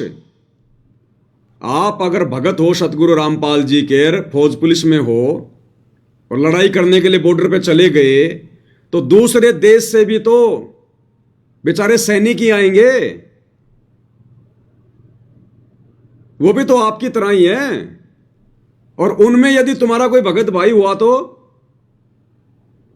अरे अब तो हर देश में गुरुदेव के भगत हैं। पाकिस्तान में भी जो है सतगुरु रामपाल जी के भगत हैं, आर्मी में भी बहुत हैं पाकिस्तान में। और भारत पाकिस्तान की हो गई लड़ाई, छिड़ गया युद्ध, और भारतीय सेना में सतगुरु रामपाल जी का भगत, और उधर से पाकिस्तान की सेना में भी सतगुरु रामपाल जी का भगत। इधर से तो वो तान के खड़ा बंदूक अपने गुरु भाई पर, उधर से वो तान के खड़ा बंदूक अपने गुरु भाई पर। नालायको, ये तत्व ज्ञान है क्या? और भगत ना भी हो सामने तो किसको मारोगे तुम? मनुष्य मारोगे। जैसे तुम एक जिम्मेदारी के तहत खड़े हो, वो भी तो एक जिम्मेदारी के तहत खड़ा है। दुश्मनी क्या है? ये परमेश्वर हर बात के लिए संकेत नहीं करेंगे। तुम कैसे मनुष्य मार सकते हो भगत होकर? भगत तो चींटी भी नहीं मार सकता, और तुम जानबूझकर मार रहे हो। पता है तुम्हें कि वो भी मेरे जैसा किसी मां का बेटा है, निर्दोष है। कैसे मार दोगे? सतगुरु रामपाल जी के भगत होकर। इब्राहिम सुल्तान का उदाहरण क्यों दिया गुरुदेव ने? राज्य त्याग दिया, राज्य। वो एक सैनिक नहीं था, सैनिकों का राजा था। और राज्य उसने क्या सोचकर त्यागा था कि राज्य में भक्ति नहीं हो सकती। अगर राज्य करूंगा और भक्ति भी करूंगा तो कल को मेरे को युद्ध भी करने पड़ेंगे, लड़ाई भी करनी पड़ेगी, मेरे को भी जाना पड़ेगा युद्ध क्षेत्र में, मेरे हाथ से भी इंसान मरेंगे, और मैंने सैनिकों को आदेश देना पड़ेगा। मेरे आदेश देने से भी अगर लोग मरेंगे तो भी मैं पाप का भागी बनूंगा। इसलिए इब्राहिम सुल्तान ने वो राज्य त्याग दिया था, हत्याओं का पाप अपने सिर पर बचाने के लिए। और हम क्या करेंगे वर्तमान कलयुग की पिछली पीढ़ी में? पेट भरने का तरीका केवल नौकरी नहीं है। इस परमात्मा के पास में लाखों तरीके हैं। जिसने भजन दिया है, भोजन की व्यवस्था वो करेगा। ये स्पेशली सतगुरु रामपाल जी के भक्तों के लिए संदेश है। मोक्ष प्राप्त नहीं कर सकते, मुक्ति प्राप्त नहीं हो सकती। इसी को कहते हैं त्याग, इसी को कहते हैं बलिदान, संघर्ष। कुर्बानी देना। तुम 40,000 रुपए के लिए, 30,000 रुपए की तनख्वाह के लिए तुम इंसान मारोगे, युद्ध करोगे, लड़ाई करोगे तुम। भगत तो खुद मरना पसंद करेगा, सामने वाले को कैसे मार देगा? जिनको ज्ञान नहीं है वो मारो, मरो। भगत कैसे मार देगा? अभी गुरुदेव ने जो सत्संग सुनाया, हनुमान जी ने कहा कि मैं एक लठ मारू था 50 मरे थे। गुरुदेव ने क्या कहा? ये संतों के लक्षण नहीं, हनुमान भक्तों के लक्षण नहीं, ये मार पिटाई मार काट करना। तो हनुमान जी कौन था? एक सैनिक था, सैनिक। रामचंद्र जी की सेना में उसका एक सैनिक था। जैसे आज वर्तमान में भारतीय सेना में सतगुरु रामपाल जी का कोई भगत एक सैनिक है। अरे रामचंद्र जी भी तो राजा था। जैसे वर्तमान में देश का राजा नरेंद्र मोदी है, वैसे ही उस समय श्री रामचंद्र जी थे और हनुमान जी उसके सैनिक थे, सेनापति थे। तो आज भी स्थिति तो वही है। तो हनुमान ने भी तो एक सैनिक के रूप में ही वो हत्याएं की थी। और क्या कहा गुरुदेव ने? ये भक्तों के लक्षण नहीं है। तो आज तुम क्या करोगे भाई? एक सैनिक के रूप में तो करोगे। तो हर चीज के लिए गुरुजी खोल के नहीं बताएंगे। इस परमात्मा के लिए, इस भक्ति के लिए, इन मर्यादाओं को सुरक्षित रखने के लिए तो राजाओं ने राज्य त्याग दिए, और हम 40-50 हजार के लिए इंसान मारेंगे। एक मनुष्य जीवन की कीमत क्या पता है ना? और सामने वाले जिस सैनिक को हम जानते नहीं, उसको पहचानते नहीं, उस सामने वाले के साथ में हमारी कोई दुश्मनी नहीं, सरकारों की आपस में दुश्मनी, और हम इंसान मारेंगे। ये सतगुरु रामपाल जी परमेश्वर जी के भक्ति मार्ग में नहीं चलेगा। बाकी चाहे सैकड़ों मारो, लेकिन मोक्ष नहीं मिलेगा, मुक्ति नहीं मिलेगी। कुछ समय के लिए स्वर्ग में चले जाओगे। जो सैनिक शहीद होता है कुछ समय के लिए वो स्वर्ग में जाता है, उसके बाद में नरक में भी तो जाना पड़ेगा। वो जितनी भी हत्याएं की हैं उनका वो दंड भी तो भोगना पड़ेगा। इस आध्यात्मिक ज्ञान से सरकार थोड़ी परिचित है।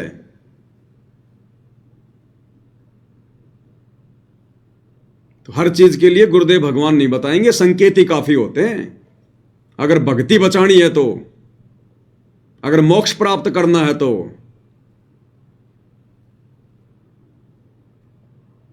भाइयों और बहनों, ये बहुत गहरा सिलेबस है मालिक के आशीर्वाद से, और इसीलिए परमात्मा ने सात संगतियां शुरू करवाई हैं कि जो बातें किसी कारणवश गुरुदेव भगवान खुलकर नहीं बता पाए, वो बातें हम भक्तों तक सात संगति के माध्यम से पहुंचे, हमें पता चले, और हम हर प्रकार से भगत बने। भगत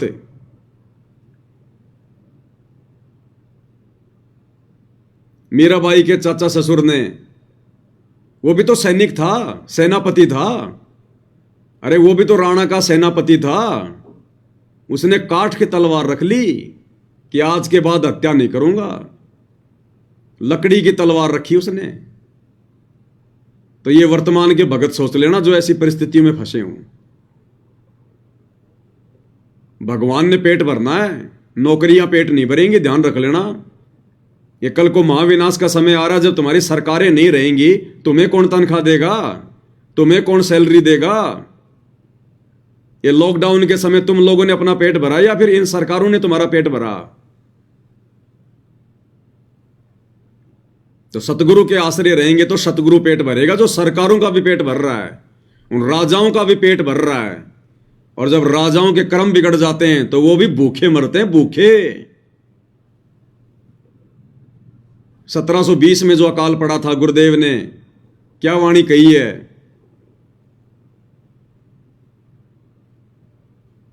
शहजादे मांगत फिरें दिल्ली के उमराव, और जिन रोटी पाई नहीं जो खाते थे नान पुलाव।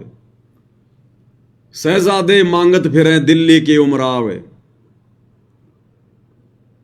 दिल्ली के जो बादशाह थे, जो राजा थे, वो और उनके शहजादे, उनके बेटे बेटियां, उनका परिवार एक एक रोटी मांग रहे थे, टूक शहजादे मांगत फिर दिल्ली के उमराव।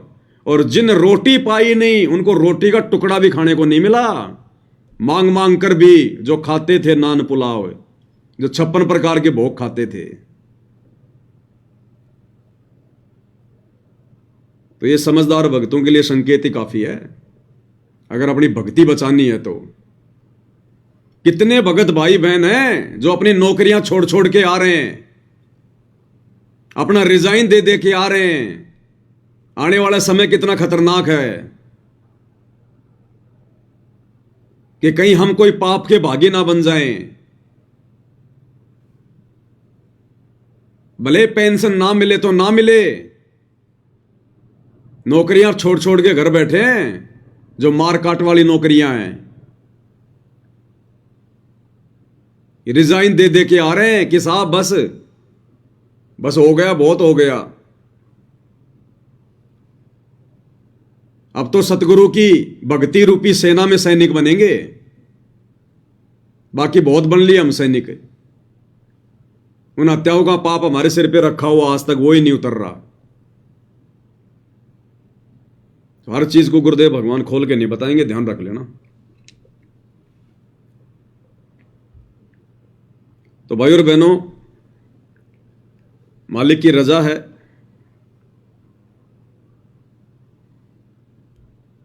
जो हमें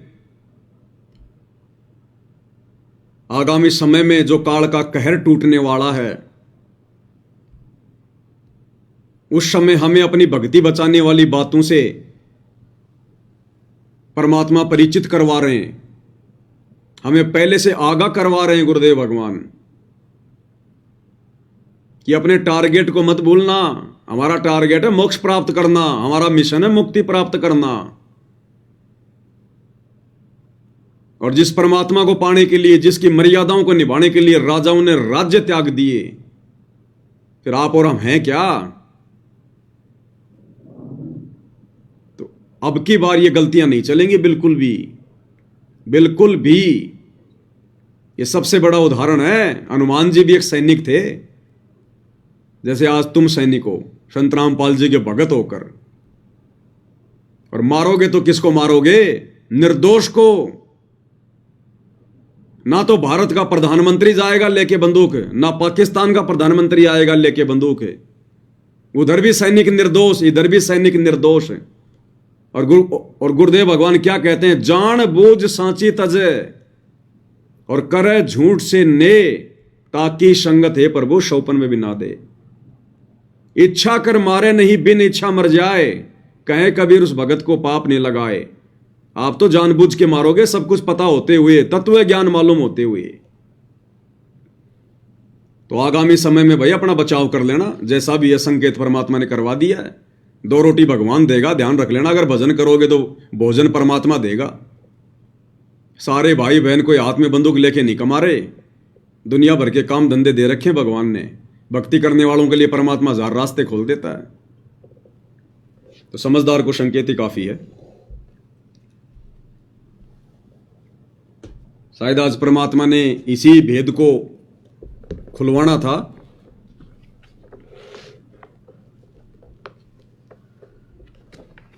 तो भाई और बहनों, अंत में हम गुरुदेव भगवान की महिमा करेंगे एक छोटे से शब्द के साथ में। ये काल, ये माया हमें भक्ति नहीं करने देंगे। ये तो हर प्रकार से भगत को फंसा के रखेंगे, फंसा के। अरे इसीलिए तो गुरुदेव भगवान नौकरी वगैरह लगने का आशीर्वाद नहीं देते कि मेरे से यहां कोई मंत्री बनने का, कोई नौकरी प्राप्त करने का आशीर्वाद लेने मत आना। भगवान ने तो खुद अपनी नौकरी छोड़ के दिखाई। यहां तो टारगेट मोक्ष प्राप्ति का लेकर आओ, मोक्ष का। तो ये काल और दुर्गा, ये भाई और बहनों भक्ति नहीं करने देंगे, ध्यान रख लेना। शब्द नंबर 58 है, पेज नंबर 151।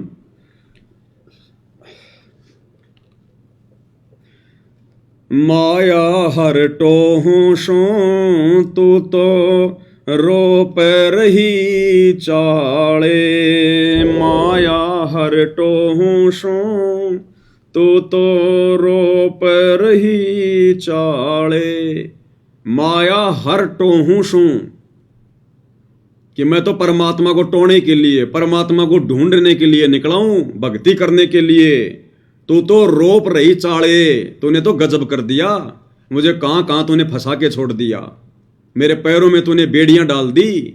मैं तो परमात्मा के लिए निकला हूं और तू मुझे परमात्मा प्राप्त नहीं होने दे रही माया। टोहूं यानी ढूंढ रहा हूं, तू तो रोप रही चाले और तूने तो अजब गजब कर दिया, तूने तो चाले कर दिए।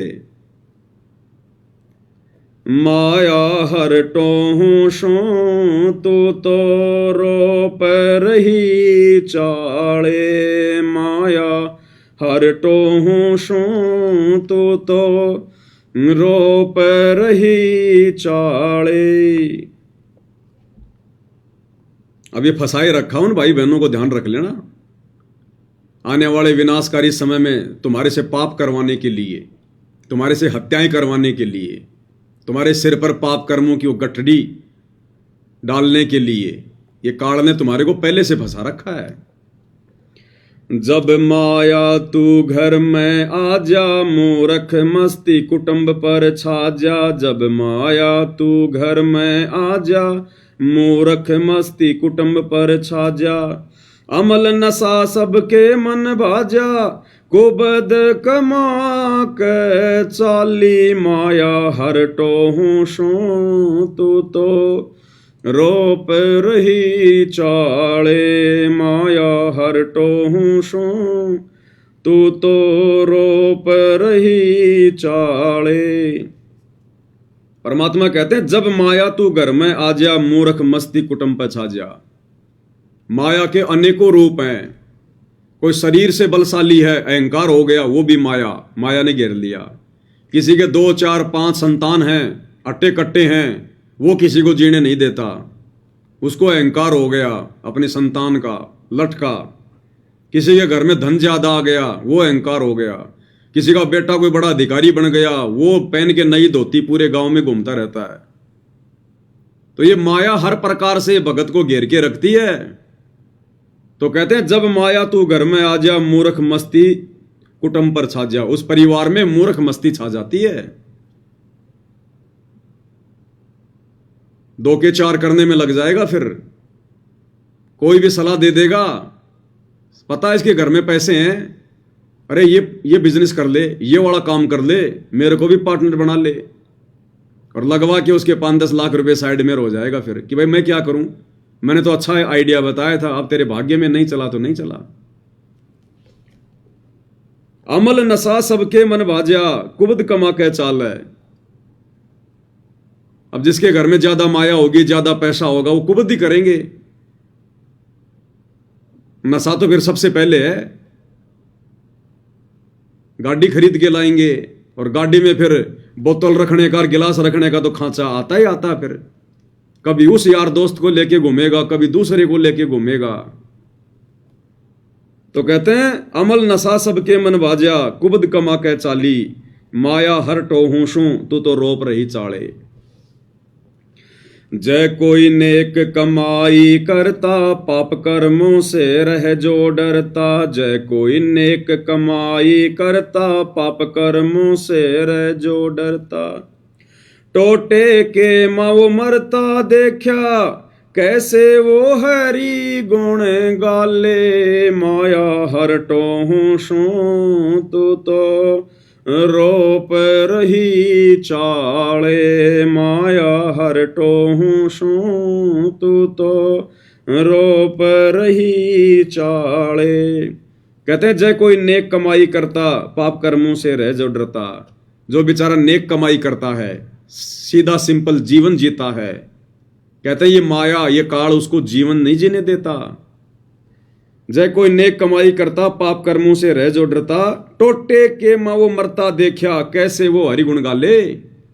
बेचारा अंत में टोटे में मर जाता, वो कर्जे में मर जाता, वो परिवार की जरूरतों को पूरा करते करते मर जाता, जिम्मेदारियां निभाते निभाते।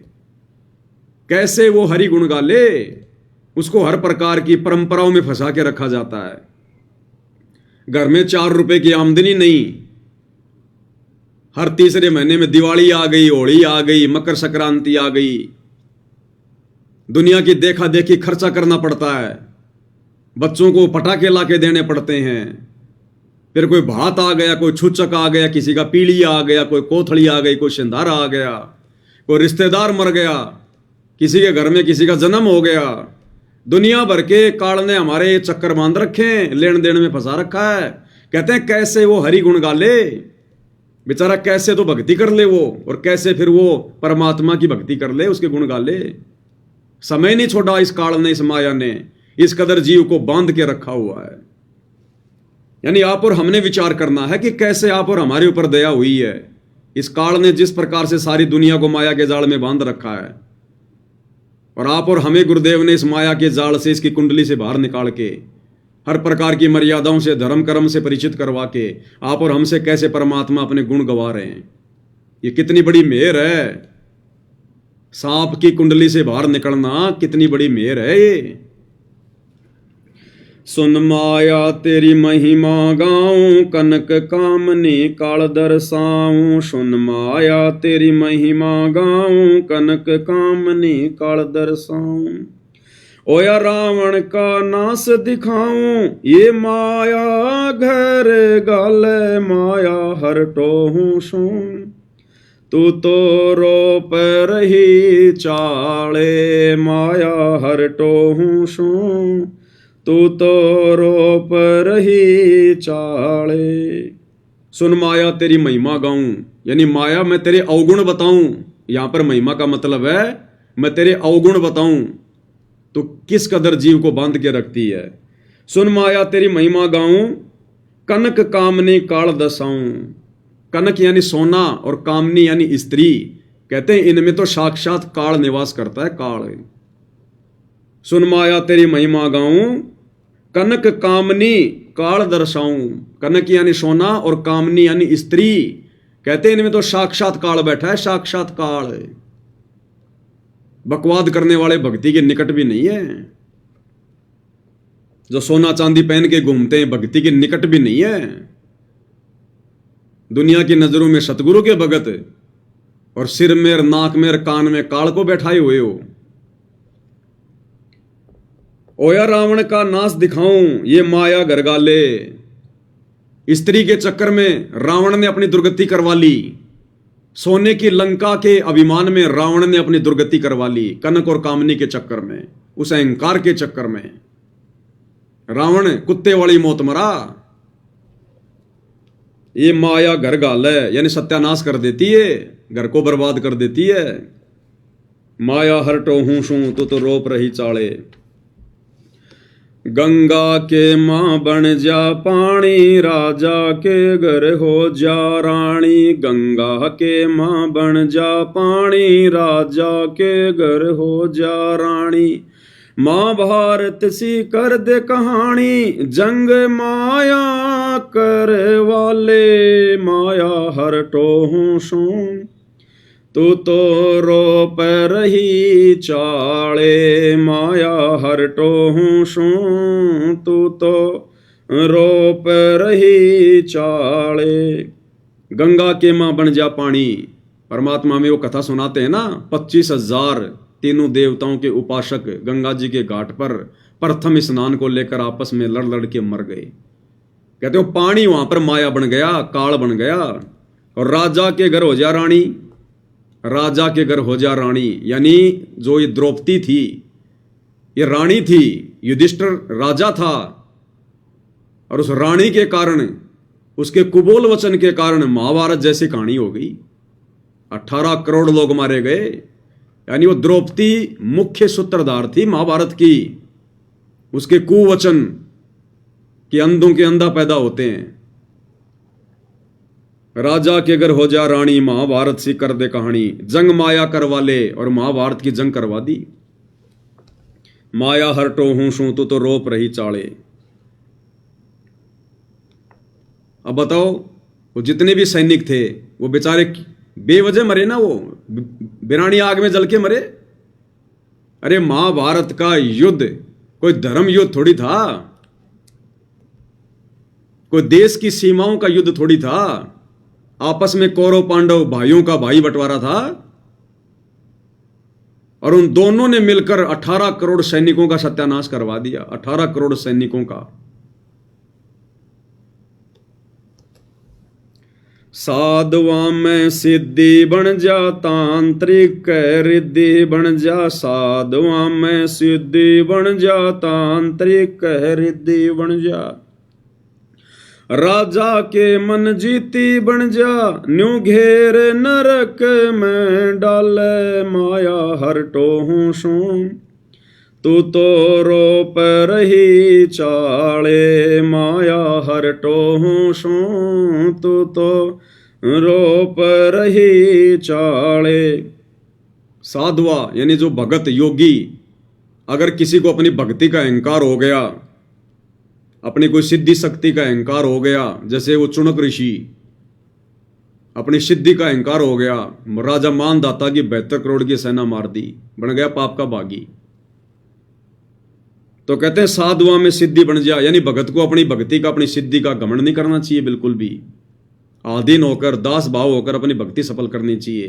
काल तो जबरदस्ती आंट अड़ाएगा। अब गुरुदेव ने एक सत्संग में बताया कि वो जो चुनक ऋषि था, वो अपनी भक्ति कर रहा था,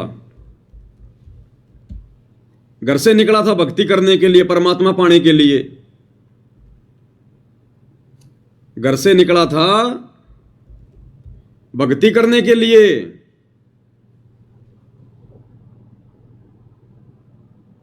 ओम नाम का जाप करके, तपस्या करके सिद्धि आ गई। अब काल भक्ति सफल नहीं होने देता, अपने साधकों की भी सफल नहीं होने देता, कहीं इनकी महिमा ना हो जाए। और जब मानदाता राजा के सैनिक जा रहे थे घोड़ा लेकर, वापस घूम के आ गए, पूरी पृथ्वी पर किसी ने घोड़ा नहीं पकड़ा, क्योंकि घोड़े के गले में जो चिट्ठी थी उसमें लिखा था कि राजा की 72 करोड़ सेना है। तो किसी ने हिम्मत नहीं करी। वापस आ रहे थे चुनक ऋषि की झोपड़ी से, पास से, तो चुनक ऋषि ने बोला, भाई घोड़े वालों, तुम कहां जाके आए हो? तुम गए थे तब भी घोड़ा खाली था, कोई नहीं बैठा था, आए हो तब भी घोड़े पे कोई नहीं बैठा, क्या चक्कर है?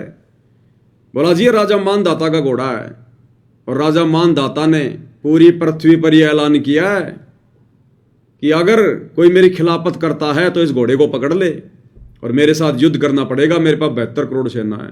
तो किसी ने हिम्मत नहीं करी।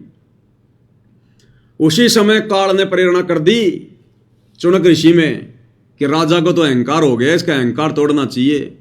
जबकि उस मूर्ख को क्या लेना देना था? घर से निकला था भगत बन के भक्ति करने के लिए, और गुरुदेव ने बताया कि राजा अपना काम करेंगे, भगत ने अपना काम करना है। क्या जरूरत थी उसके घोड़े को पकड़ने की कि जाओ भाई ठीक है। जबरदस्ती घोड़ा बांध लिया उसने कि मैंने तेरे राजा का युद्ध उठ लिया, और अपनी सारी भक्ति शक्ति का सत्यानाश करवा दिया, नरक भोगने के लिए तैयार हो गया। तो गुरुदेव कहते हैं साधुआ में सिद्धि बन जा, तांत्रिक रिद्धि बन जा। और ये जंत्र मंत्र करने वाले थोड़ी बहुत कोई ये जंत्र मंत्र करके ये सेवड़े सावड़े बन जाते हैं, मूठ माठ छोड़ना शुरू कर देते हैं, वशीकरण वगैरह, और कहते हैं अपना सत्यानाश करते हैं। फिर ये अपने स्वार्थ के लिए, चंद पैसों के लिए दूसरों का ये नुकसान करते हैं। तो कहते हैं वो भी काल करवा रहा है, ये भी एक माया है। साधुआ में सिद्धि बन जा, तांत्रिक रिद्धि बन जा। राजा के मन जित्ती बन जा, नू घेर नरक में डाल है। राजा के मन जित्ती बन जा, यानी और ज्यादा राज्य प्राप्त करने की लालसा में ना जाने कितने कुकर्म कर देता है, कितने युद्ध कर देता है, कितने सैनिक मरवा देता है, और अंत में घेर नरक में डाल है, डाल देता है, फिर ठोक देता है नरक में। माया हरटो हूं तो रोप रही चाले। तपस्वी करते तप की शोभा, ऋषि मुनियों के लग्या मान करोगा। तपस्वी करते तप की शोभा, ऋषि मुनियों के लग्या मान करोगा। योगी रहाना किते जोगा, लाए ब्रह्म रंदर के ताले। माया हरटो हूं सू, तू तो रोप रही चाले। माया हरटो हूं सू, तू तो रोप रही चाले। तपस्वी करते तप की शोभा, तपस्वी को अपने तप का अहंकार हो जाता है। ऋषि मुनियों के लगिया मान का रोगा, यानी त्रेता द्वापर सतयुग तक ऋषियों को, जैसे वर्तमान में हम कहते हैं भगत संत, उस समय उनको ऋषि कहा जाता था। तो कहते हैं भक्तों को भी अपनी भक्ति का अभिमान हो जाता है, मान बढ़ाई का रोग लग जाता है। और योगी रहना कित्ते जोगा, योगी जो काल उपासक हैं, काल ने सबको शास्त्र विरुद्ध साधना पर लगा रखा है, अंत में वो डले ढोके जाता है, कहीं के जोगा नहीं रहता, यानी किसी भी लायक नहीं रहता अंत में। योगी रहना कित्ते जोगा, वो तपस्वी जो बेचारे तप करते रहते हैं, सोचते हैं कि हम भगवान को पाएंगे। ऋषि मुनि घर छोड़ छोड़ के जंगलों में साधना करते हैं, सोचते हैं कि हम भगवान को पाएंगे। योगी अपना योग करते रहते हैं, लेकिन साधना उल्टी, शास्त्र विरुद्ध, काल उनको भ्रमित रखता है। और अंत में योगी रहना कित्ते जोगा, यानी कहीं का भी नहीं रहा, ना घर का ना घाट का। लाए ब्रह्मरंध्र के ताले, उनका 10वां द्वार भी नहीं खुलने देता ये काल। माया हरटो हूं शू तो रोप रही चाले। सत्य पुरुष का नाम मिटाया, काल निरंजन राम बताया। सत्य पुरुष का नाम मिटाया, काल निरंजन राम बताया। ब्रह्मा विष्णु महेश उड़ जाया, बंदी छोड़ छुटा ले माया। हरटो हूं शू तो रोप रही चाले, माया हरटो हूं शू तो रोप रही चाले। कहते हैं इस काल ने कोई कैसे भक्ति कर ले, सत्य पुरुष का तो नामो निशान मिटा दिया, वेदों में से वो मूल ज्ञान निकाल दिया जिसमें पूर्ण परमात्मा और सतलोक की जानकारी थी, और खुद ही भगवान बन बैठा। भला मान चाहे बुरा मान, एक ओछी चाली चाल तने। सत्य पुरुष बुला दिया, आप जना लिया, कुछ ना सोची काल तने। तो परमात्मा कहते हैं सत्य पुरुष का तो नाम मिटाया और काल निरंजन राम बताया, और खुद को ही ज्योति निरंजन भगवान, अलख निरंजन भगवान, अपने आप को इसने भगवान बता दिया यहाँ पर।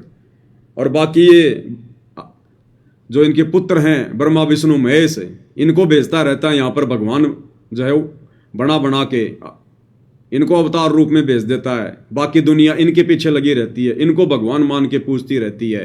बताओ फिर कोई कैसे उस परमात्मा तक पहुंच जाए। पहली बात तो इसने भगवान का नामो निशान मिटा दिया शास्त्रों में से, मूल ज्ञान इसने समाप्त कर दिया सूक्ष्म वेद वाला।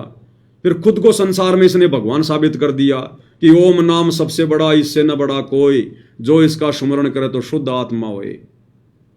परमात्मा कहते हैं इस अकेले ओम नाम के जाप से किसी की शुद्ध आत्मा हो तो भी वो गंदी हो जाए। और ब्रह्मा विष्णु महेश उड़ जाया, बंदी छोड़ छुटा ले। और बाकी बची कुची कसर फिर ये ब्रह्मा विष्णु महेश को भेजता रहता है। यहाँ पर श्री रामचंद्र जी को भेज दिया, विष्णु अवतार को, उसको राम घोषित कर दिया, पूरी दुनिया लग गई यही राम है। द्वापर में श्री कृष्ण भेज दिया। तो कहते हैं ऐसे ये फंसा के रखते ये माया हरटो हूं शू तो रोप रही चाले। अब बताओ कोई कैसे भगवान को टोल ले, ढूंढ ले, कोई कैसे भक्ति कर ले। हर प्रकार से इसने जाल फैला रखा है। कहते हैं बंदी छोड़ छुटा ले, हे कबीर भगवान, हे गुरुदेव भगवान, हे परमात्मा, आप ही छुटा सकते हो हमारे को, जीव की बस की बात नहीं है, औकात नहीं है। तो आप और हमें आज उस बंदी छोड़ ने छुटा रखा है, नहीं तो पूरी दुनिया फंसी पड़ी है, राजा से लेकर रंक पूरी दुनिया इसके जाल में फंसी पड़ी है। राम नाम निकट भी नहीं है उनके। मंदिरों में चले जाएंगे, मस्जिदों में चले जाएंगे, जब आएगा समय चुनाव का मुसलमानों के टोपी पहन लेंगे, हिंदुओं का जो है भगवा पहन लेंगे, कोई दीन धर्म नहीं इनका, और बाकी समय आपस में हिंदू मुसलमानों को लड़ाओ। तो परमात्मा कहते हैं सारा बखेड़ा काल का है। तो आप और हम भाई बहनों ने विचार करना चाहिए कि आप और हमारे ऊपर कैसे भगवान की रजा हुई बंदी छोड़ की सतगुरु रामपाल जी की। इस भयंकर काल के जाल से, माया के जाल से गुरु जी ने आप और हमें कैसे बाहर निकाला। कहते हैं ये कार्य वो बंदी छोड़ ही कर सकता है, बंदी छोड़ छुटा ले। तो आज स्वयं वो बंदी छोड़ सारी सृष्टि का मालिक कबीर देव सतगुरु रामपाल जी धरती पर प्रकट है, और उनकी विशेष रजा से, उनकी मेहर से आप और हम भगत भाई बहन इस काल के जाल से बाहर हैं, इन बंधनों से दूर हैं। आज हमारी बुद्धि, हमारी सुरती काम कर रही है, नहीं तो पूरी दुनिया उलझी पड़ी है। सुबह घर से निकलते हैं, सारा दिन कोई झूठ बोलता है, कोई ठगी करता है, कोई पता नहीं कितना बैल और गधे की तरह मेहनत करता है। उन जिम्मेदारियों को पूरा करते करते मर जाते हैं। जिम्मेदारियां पूरी नहीं होती, भक्ति गई बाढ़ में। और थोड़ा बहुत समय मिला तो काल फिर मंदिर में, मस्जिद में, नकली संत गांव गांव में बैठा रखे हैं, तीर्थों पे, बर्तों पे, कावड़ में, इनमें उलझा के रखा हुआ है। तो इस भयंकर चक्रव्यूह से कैसे गुरुदेव भगवान ने आप और हमें बचाया, अपनी शरण में लिया, हमारी सुरती को ठिकाने लगाया, अनमोल भक्ति दी। तो इसके लिए हम भगवान का जितना धन्यवाद करें, जितना पूज्य गुरुदेव भगवान का धन्यवाद करें, उनकी महिमा करें भाई और बहनों, उतना थोड़ा है। इसलिए हमें बार बार ये मौका नहीं मिलेगा। ये असंख्य जन्मों के बाद में बिल्ली के भाग का छिक्का टूटता है। इसलिए परमात्मा कहते हैं, समझा है तो सिर धर पांव, बहुर नहीं रहसा दाव। अगर तेरे समझ में आ गई है तो अब देरी मत कर, लेट मत कर, कुर्बान हो जा अपने गुरु जी की भक्ति पर और मर्यादाओं पर, संसार की तरफ देखना छोड़ दे। तो भाई और बहनों, हर प्रकार से गुरुदेव भगवान ने हमें सत्संगों के माध्यम से निर्देशित किया हुआ है, हमारा मार्गदर्शन किया हुआ है। हमारी बुद्धि गुरुदेव भगवान के उन सत्संगों में छुपे हुए संकेतों पर नहीं जा पा रही थी, इसलिए गुरुदेव भगवान ने फिर ये सात संगतियां शुरू करवाई है, ताकि हम भगत भाई बहन फिर से रिवीजन करें उस कोर्स का, जो कोर्स गुरुदेव पूरा देकर हिसार जेल में जाकर बैठ गए हैं, कुछ अपने मिशन को आगे और गति देने के लिए। सतगुरु के बहुत सारे जो है वो प्रयोजन होते हैं। संसार कुछ भी कहे, संसार किस भी दृष्टि से देखे, वो संसार की अपनी दृष्टि है, आदि अधूरी उनकी दृष्टि है। हमने इस तत्व ज्ञान की दृष्टि से अपने भगवान को देखना है। तो परमेश्वर अपने मिशन को जो है वो गति देने के लिए और गुरु रूप में आए हुए परमेश्वर ने अपनी पहचान करवाने के लिए परमेश्वर ने ये लीला की है। इस बरवाला कांड के माध्यम से काल प्रेरित आत्माओं ने गुरु को मानुष मानकर अपनी मनमानियां करके अपने कर्म फोड़ लिए, और परमेश्वर भी यही देखना चाहता था कि इस घटना के माध्यम से मैं भी अपने हंसों की परीक्षा कर लूंगा, मेरे भक्तों की छटनी कर लूंगा। गरीब कच्चा हीरा किरच हो नहीं सहे घनमार, ऐसा ये मन हो रहा लेखा लेकर तार। तो ये सतगुरु रामपाल जी भगवान ये करतार लेखा ले रहा है। ये हमारी परीक्षा का समय है, भक्तों की छटनी का समय है। इस समय की गई गलती हमें असंख्य जन्म पीछे धकेल देगी, असंख्य जन्म पीछे। तो अब ये भाई बहनों के ऊपर है, उनके बुद्धि विवेक के ऊपर, उनके संस्कार के ऊपर है भाई और बहनों। तो गुरुदेव भगवान के आशीर्वाद से आज की सात संगति में केवल इतना ही। फिर परमेश्वर मौका देंगे, फिर हाजिर होंगे। तब तक गुरुदेव भगवान हम सबको आज्ञा दें, आशीर्वाद दें, सद्बुद्धि दें। बंदी छोड़ सतगुरु रामपाल जी परमेश्वर।